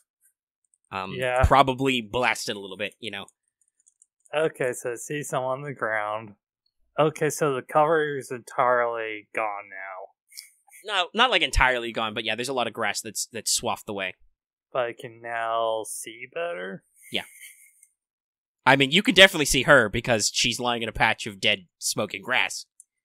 Okay, I'm going to go for having the medic do something. Yep. Body armor. What can I do with the medic? He has healing spells, right? Yeah, healing word. So what's the range on that? I think it's going to there. Oh yeah, body armor is 4. Now that flame breath went straight through it. Equal to your with the number of meters equal to your will, and I think my companion has 40 will. Alright, yeah, so you can definitely target her for a healing word. Yeah, I'm going to do that. And now Alright, roll that spellcasting. That is 40 for him. Write in these armor numbers real quick. These are actually kind of fucking important. Yeah, it's really hard for companions to get hit with stuff if it's not an area of effect attack. And look out, and it's pretty easy when it is. Man, I gotta start buying her stat upgrades. Jesus fucking Christ. Okay. So let's see here. Let's do that. Okay. Body armor. And now the captain's gonna buy rapid recovery. Oh yeah, you know I am. Alright, so... Okay, so heal number wounds equal to your DOS, and stops all bleed. Alright, she didn't have any special damage or bleed. So just toxic be special? No, that's cure. Bleed. He would need to touch her. It's going to be 2 wounds. Alright, so she heals 2, Chief. Well, it's better than where she was. Okay, now it's my... Yes, you have the rest of your full action. Yes. Yes, I do. The Chimera's basically in a pseudo, death roll with the captain right now. Well, if you want to get a Chimera kill, this is what you're gonna have to do, because technically the last one was mine. Yeah. I think I'm going to switch over to Stone Fanes. Okay. What? Oh, health. That's what I was doing. She healed 2, so she's now 11 out of 15. So she won't die from toxic. Okay, do I want to rush this? Probably not, because it's an auto fire. You want more hits. Yeah, I want more hits. That's going to be... Okay, so... Because it's still in cover, and it still has a special trait, which gives you minus 10 on your spellcasting to hit it. So 82 minus 10, so that's 62. I have 6. Listen, the captain called for medics. There's a rescue team here. I should probably technically be making, they're not going to get in your way so much as to actually, like, pull you out of an active fight, but, like, there's 6 dudes with rescue hooks, which are, like, waiting to just, fucking, Fulton extract you guys out of here. Mm-hmm. So, like, if you want to spend charges, go for it. Alright, so that'll be 5 hits of Stone Fangs. Go ahead and roll your stony damage. Unless it hits? Okay. Unless it dodges? He'll try to dodge some. I haven't decided if this is the male or female chimera, but we'll say she. So the female's the more dangerous of the species. Its mate. Those are regular D10s, not percentile dice, me. It's like midnight, okay? We've been doing this for like 3 hours. This is a long session, but I like it. Oh, that's a 100! That's a critical failure. That's all 5 hits. It jumps into the Stone Fangs. It's like, ooh. It's like its last roar, and... The goat head speaks and says, "Ah, the sweet embrace of death." So that is 10. By the way, I decided not to give it the special trait that lets it cast spells. I gave it, the paralyzing version of its breath, which is where the toxic and stun comes from, and, the special quality where it's harder to spellcast on, because you guys are good at that. So that is 5 times. Also, theoretically, a chimera can have, like, any traits at once, so they could be flying chimeras, but I didn't think of that ahead of time. No, 2d6 5 times. By the way, it's got a grand total of 2 wounds, so you're just try to roll decent, which is actually asking for something, because you've got a decent amount of swingy. Swingy. Yeah, 2d10 sounds scary, but that's all RNG. Yeah, it's minimum 2, maximum 20. Average would be about 11. Which means averagely you will hurt this thing, but goddamn, like if you haven't figured out the math, okay, he got it with 1 hit because that's still it only had 2 wounds left. But these things have a toughness of 45, and they've got 30 wounds. They're big, meaty creatures. Yeah. What was your initial roll? Initial roll for the hit one? 94. It is goddamn 94. Left leg again. Yeah, you just, the earth turns into spines and just shoots up into its underside in the back and just blows its legs out from under it. It's already, like, that's literally half all of its blood is gone. It's hanging on by a thread, and it just kind of, tumbles sideways and just flops onto the ground. It just, big chimera tongue blasts onto the ground. The snake head just lolls at you, Captain, and just, there's a slight hiss as the poison drips out of its fangs. So, then rescue hooks are just, and you guys just all get hauled ass out of there. Yep. Let me roll that toxic. Oh, yeah, of course. I roll a 1. She takes 1 damage. She is at... Where the fuck? Where we go? Now, she's at 12 out of 15. Now I'll have the meta curify. Alright. Well, first, roll a toughness test for her to see if she needs to see if the damage persists. 20 out of 20. Alright, so it doesn't. It only the first thing mattered, and it only did 1. My God. Alright, so she's, well, basically, you're all, casualty rescued, the rescue guys are just on you, like, out of nowhere, hooks, everybody gets hauled up. The scouts are, like, probably put a couple rounds into the dead chimeras just to make sure. Captain, you're in charge of the situation, like, how far do you want to evac? First I'm gonna tell them to fucking light them up. With, like, fire. Yeah. They're chimeras, right? Yeah, they're chimeras. They're creatures of the enemy. A chimera is both a specific and a type of creature.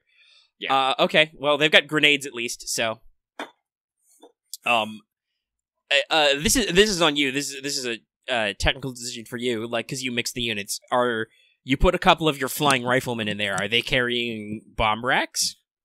Like, would you have asked for that in your standard setup? Yeah. For an aerial corps, yeah. Okay. They don't have anything fancy. They're just using the default. But yeah, no.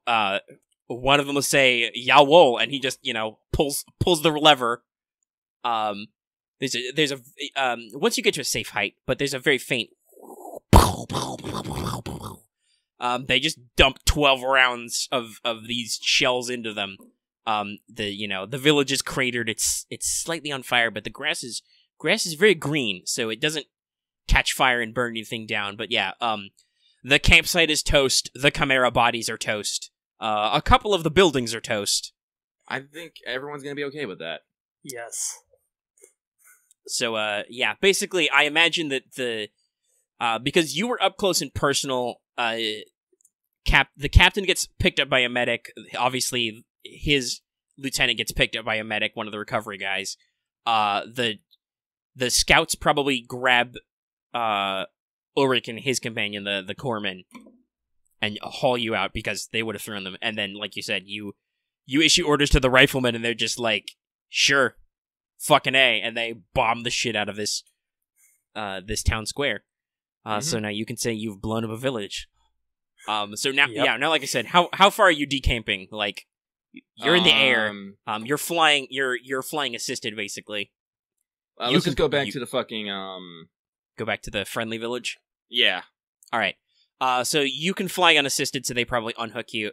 Yeah. They probably unhook you, and they double hook your LT, so she's like flying stretcher shit.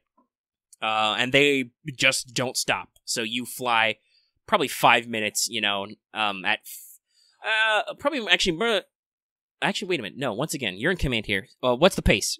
Is this like flanks? What's the pace here? What is this? Flank speed, or do you make them go slow to not risk injuring the patient? Go slow to not risk injuring the patient. All right, so it's probably more like a 10 to 15 minute flight because you're not, you don't put the lead out, but they cruise in. They land in the brightly lit square, and they're like, clear out space. They call the corpsman up, and so if the corpsman wants to do first aid on her, he can. Otherwise, these guys would roll skill for that. Yeah, I'll do the corpsman. All right. They basically just assist. I'm just going to check the gear descriptions. He's got a trauma kit, so he should get a bonus to his medication just for this. As he unslings his pack of shit. Plus 20 to medication test. Yeah. Okay, that's only a long term. Which is surgeon. And then, surgeon tools won't help, but yeah, the trauma kit is all medication tests. Yeah, this is just all. This is just gonna be trauma kit because. Yeah, and he's got obviously he has a regular medical kit, right? First aid kit. He has a first aid kit. His surgeon tools, his trauma kit. All right, so he doesn't need surgeon tools for this, but he will bust out the trauma kit and the first aid kit. Okay. So, roll medication plus 20 for him. Okay. Medication is based on int. Mm-hmm. Or is it will? No, it's int. Okay. So that's 40 plus 20, that's 60. And I think he has something that... No, I think he only gets a bonus if it's you. By the way, while he's rolling dice, the lieutenant from earlier, let's see, you took like an hour to hike overland, so the lieutenant was probably going to sleep because now it's like 10 o'clock at night, and he busts out of there in half dressed in his uniform. He salutes and he's like, Captain, what happened? Are you okay? Because you're covered in like I said, like black ichor right now. Mm-hmm. The tips of your arm are smoldering. There's a very tiny. There's not scratches or dents, but there's like scuffs in your helmet. Okay, so that's 3 DOS. It's like this. Get her. I point to my ex. So, get her comfortable. Okay. And all right. So yeah, the medics probably haul her into it. They got like a field tent set up just in case. They got an infirmary, so they like on a cot. Like I said, the medic busts out the trauma kit. He gets out the burn cream, the bandages. So let's see, what's first aid heal normally? I have into 40. That's plus 20. That's so recovers 1 wound for every DOS. So that's 3, and then you roll 2d10 divided by 2 each. So do you want me to roll the bonus heal, or do you? I think I'll try to. Okay, so roll 2d5s, basically. That's a percentile, not a...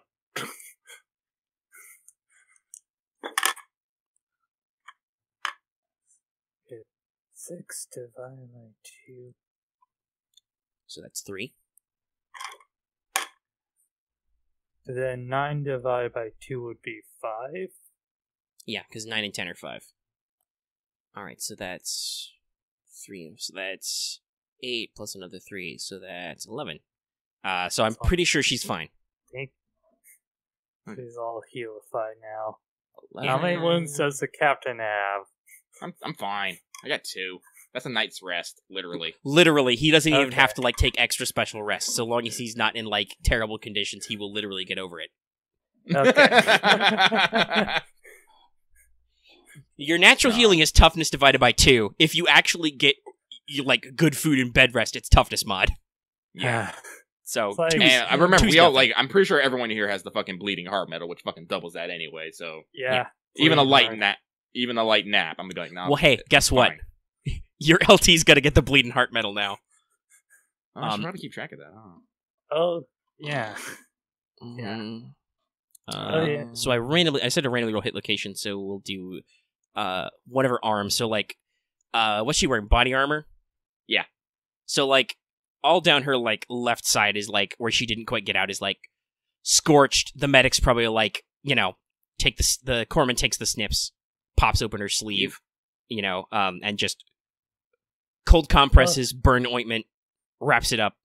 She can recover consciousness because. Oh yeah, I forgot about this, but does the companion also get the group talent? Yeah.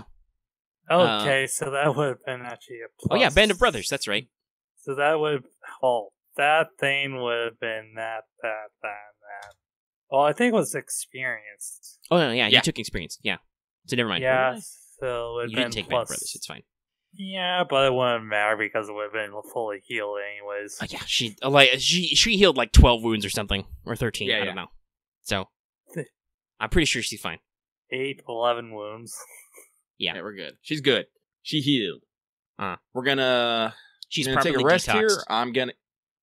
I said she's properly detoxed. She regains consciousness as he's finishing, wrapping the bandage around her arm. Mm-hmm. He tells her like, take it easy, change the bandage every 12 hours for a couple of days. Cool. And let's see how many Marth and Mark have this. While he's doing that, by the way, one of your recovery techs will actually, they're medics. They'll ask the captain to see his leg. You're bleeding a little bit, sir. Well, I have to get out of the armor real quick anyway. Because of the blood on your thing. Yeah. That's okay. They're also mechanics, so they assist. Actually, can I is there enough of this blood that I can save it so I can say, yeah, no, there was fucking chimeras. Check out the chimera blood. If you don't want to, it's all over your sword and all over your armor. If you don't want to wash it off right away. Well, no, can I like wipe it off into like a container or something? Probably. If you want to dirty one of your handkerchiefs up, you can take some samples. I'm gonna take some samples because I want to. Also, there's half a dozen mages who showed up who, on very good authority, would be like, yes, no. There was chimeras. Cool. It was really sucky.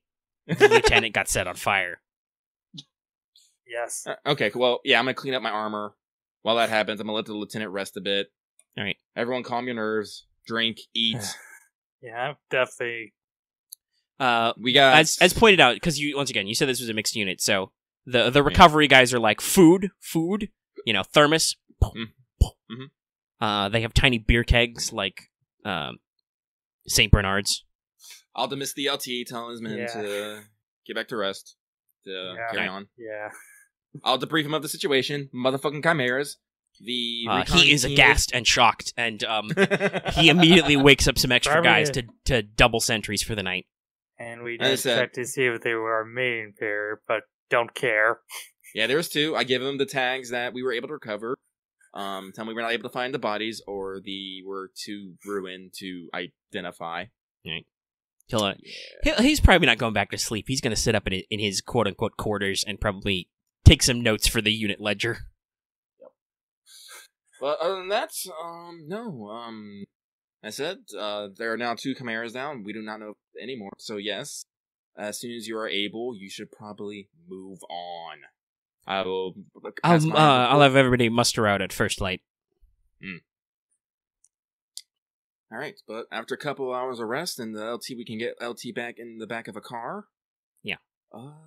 We'll drive on out back to base. You gonna drive? All right, I'll drive. Okay. My LT got burned in a fire. She can rest for a bit. I'll drive. It's like I got this. All right. No, I'm just you're still wearing mobility units, which are fully, well, not fully charged, but well, I mean, like that's how we got here. Is we drove. True. We drove, but we weren't in the mobility units. Yeah, you suited up when you got here, but you can if you wanted to get home quicker, you could fly home and leave one of your guys to recover the vehicle. Okay, that works then. Yeah. Because remember, the roads are rough here. You're not making good time. The reason why you drove is because you didn't want to expend charges for the mission. Hey, guess what? You didn't expend a lot of charges on the mission. Yes, sure. Yeah, so yeah, we'll fly back then. All right. Leave one of the guys to bring back the car. Yeah, you leave whichever one of them says they can drive. They'll get it back to you by the morning. Yeah. You know, everybody coffees up. Everybody has a nice relaxing drink. You're gonna heal it naturally anyway. So next time you sleep, you can knock off that too. I'm sure. But they bandage up your leg. They do a tight tourniquet. They double check for poison. The medic on you says, "Oh, it doesn't look like there was any serious venom got in." I'll swab it out. Hold on for a second, sir. They get out the iodine, the rubbing alcohol.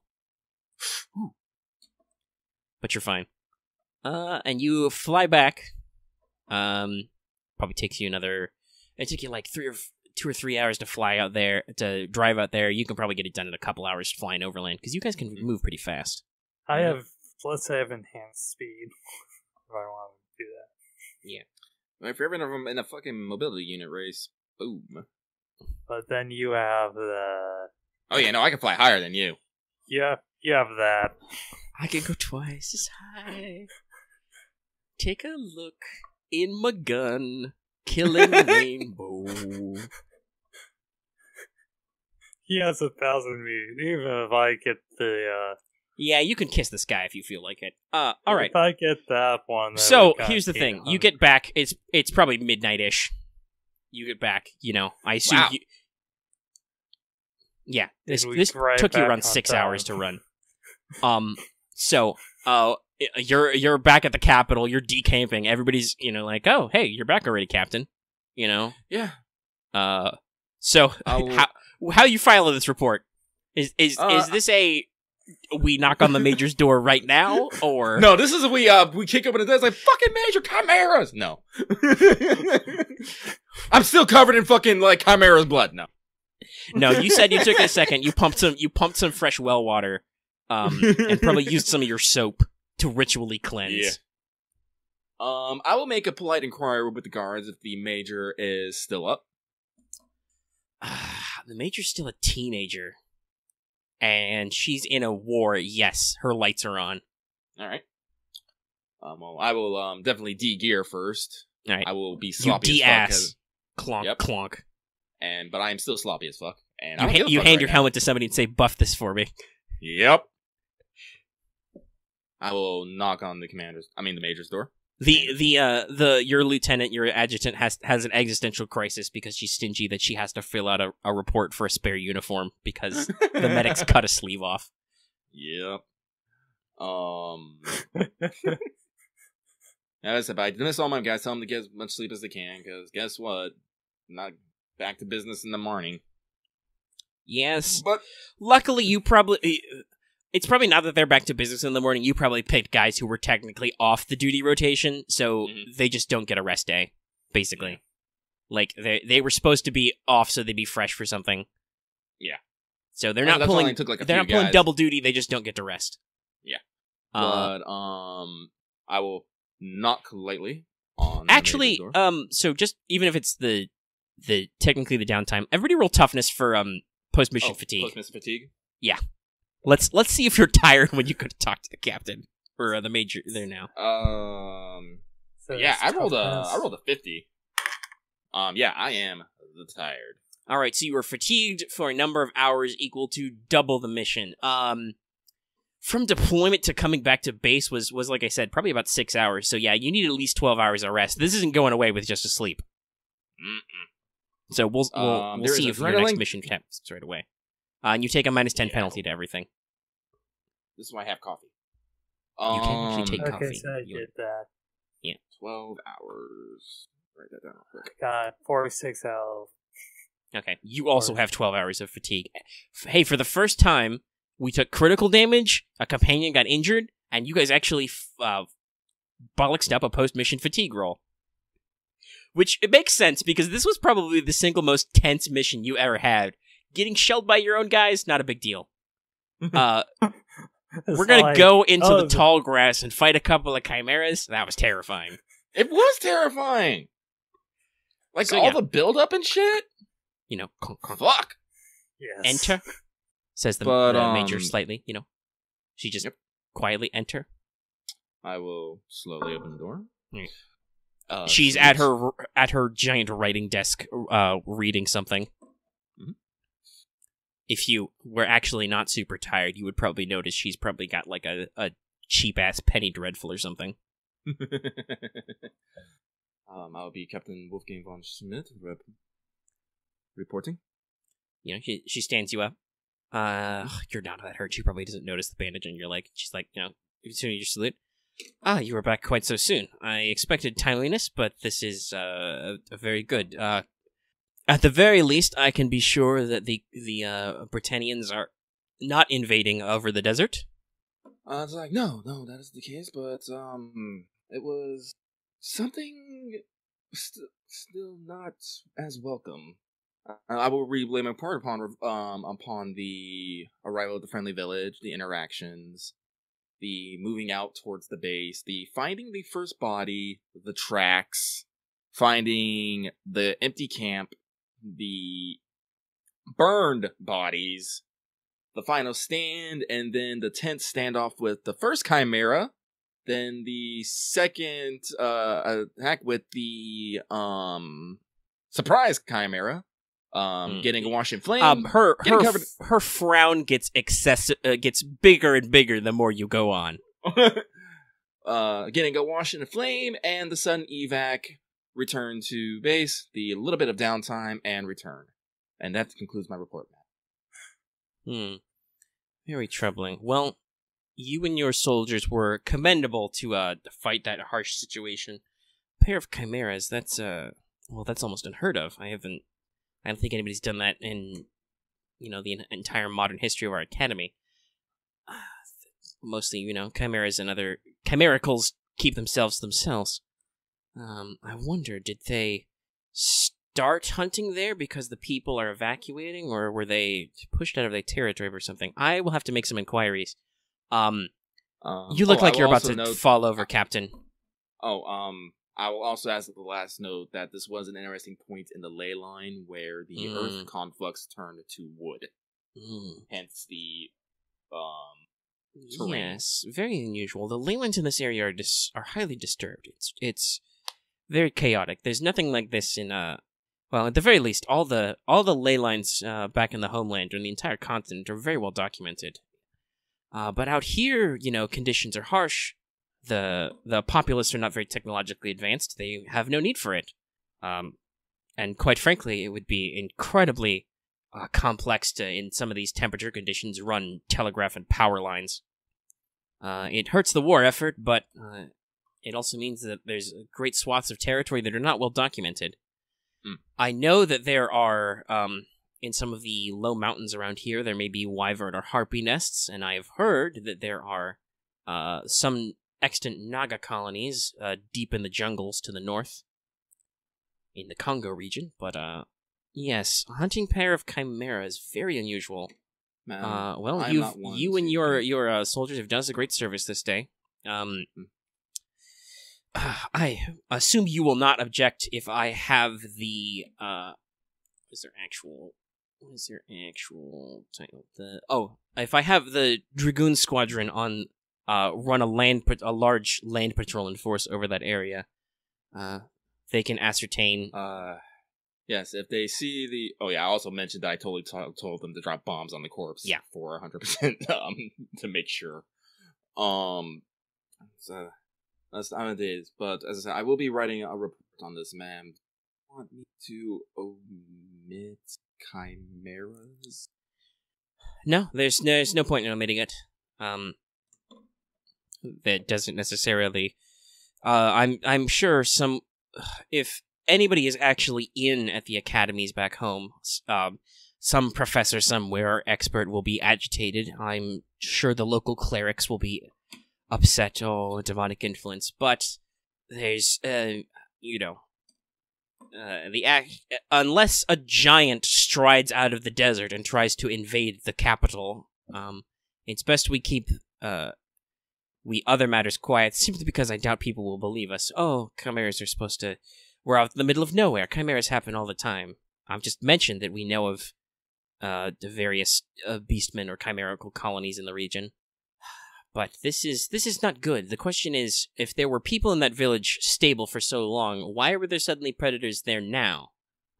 We may, in fact, need to do recon further out of our borders and see just what exactly our lowercase enemies are doing.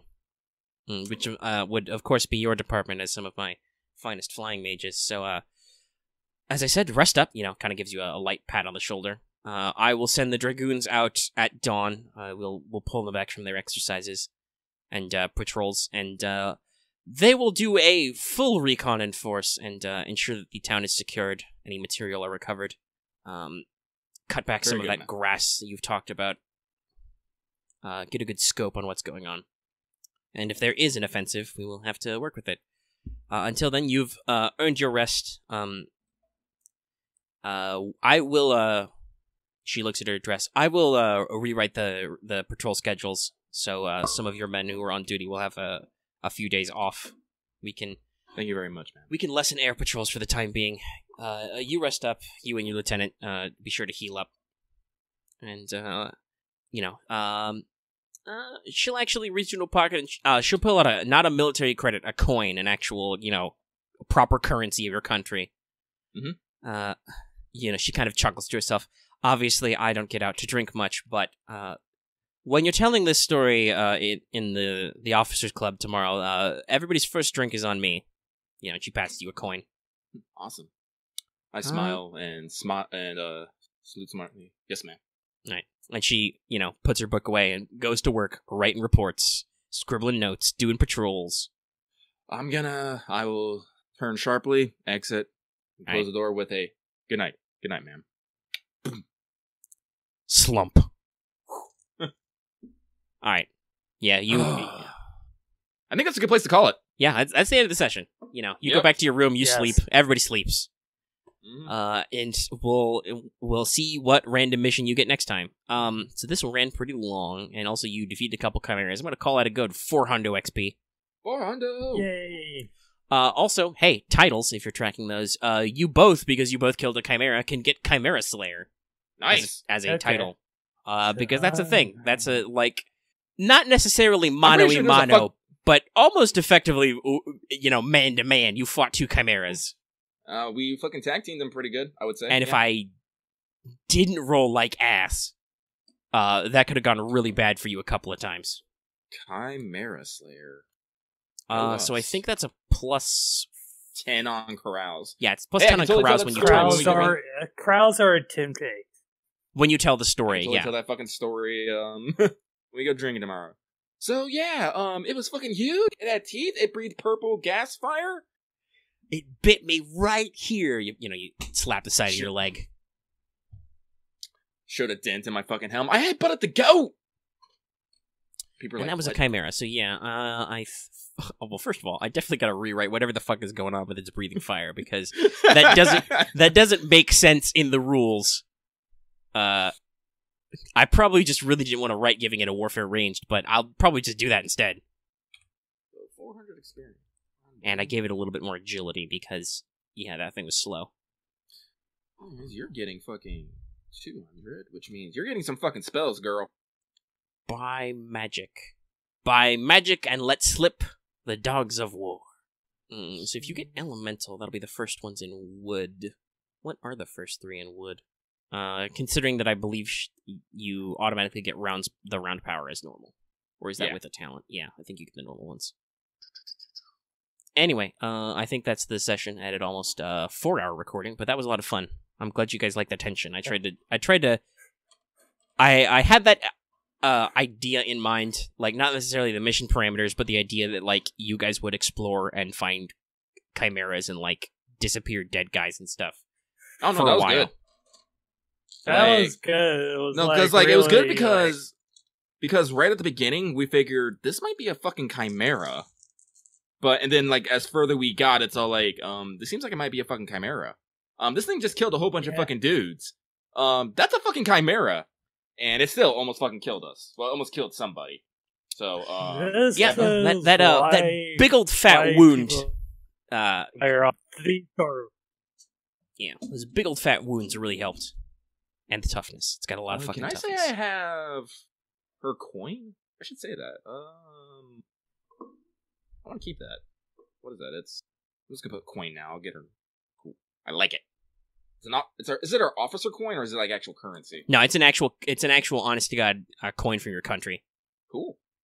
Which is actually a little bit rare because, as you know, the military's very fussed right now. The budget's very tight, so they're paying you in credit most of the time. Yeah, you guys probably haven't seen actual what's the German currency? Marks? I think so. You haven't seen actual like paper or metal currency of Stahl in like since you got off the boat. Yeah, I'm calling this the Major's coin. Okay, I'm going to get elemental specialist. All right, that's water for him. So I get the next 3 after the ammo, right? I believe so. Let me just once again to check our own records. I'll end the recording in a second, but just to double check our own rules, I will look at what the thing for companions is. So specialist 250. Oh no, they gain the requisite rounds talent. Oh, if they don't have it already, and the first available 3. Yeah, there it is. Cool. Oh, and they become trained in spellcraft. Oh yeah. Okay, so companion they start with magic talents gained marked free. So no, unless her template said that she got her rounds power, she did not have it until now. Oh, okay, cool. So she gets literally the first 3 on the table then. Okay. Dousing, purifying, create water. And wood will be... So she has splinter rounds, growth, and eyes of the forest.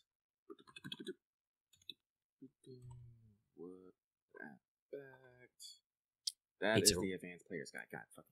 It's a real shame you didn't have that beforehand, because Eyes of the Forest is just great for this. Yeah. Just copy this and paste. So I didn't specify, but I used the Here Be Monsters rules, so obviously they're monsters, and I said that technically the enemy was on high alert, so you actually rolled really well. It wasn't until that very last, that camouflage, when you stopped moving around, you were just like, okay, we're just gonna sit in the dark, that they rolled really well on finding you, so you actually managed to stealth your way most of the way through that village without getting caught. Wow. They were listening out, but weren't quite good enough. Thank God for tactical movement. Yeah, because Chimeras actually have awareness plus 10 to mimic kind of their, like, we got a lot of action going on. And actually, I might make that plus 20 in future, which gives them a little over a 50-50 shot, because they have 3 heads, so... Yeah, definitely should. Just I don't, because they're really meaty, and when they actually hit you, they did pretty good, so I don't want to adjust the stats too much. I just think, like I said, I want to just give them a warfare range score, so we don't need to worry about the whatchamacallit. Split around through. Wait, so that's 250. So that's gonna put me up. That's 7. Alright, so maybe. Wait, how much is Aspect Specialist? Because I do want to get her the illusion skill as well. I think it's the same cost, or it's 50 less. So, I don't know. Advance is Aspect. If I could fucking spell. Aspect Specialist. Yeah, Aspect Specialist is 200. Yep, 200. Ability bearing sensory. They can get illusion So if we can just manage 200 experience next session, I'll be able to get it. But for me, what am I gonna fucking get? This is the good question. Oh yeah, I'm still recording. So I'll just say really quick, hi YouTube audience. While you were listening, usually we do that off mic. Don't forget to like, comment, and subscribe, and all that. And we'll catch you guys next time. So I'm gonna go ahead and wind down the recording, everybody. Thanks for listening. Bye. Later.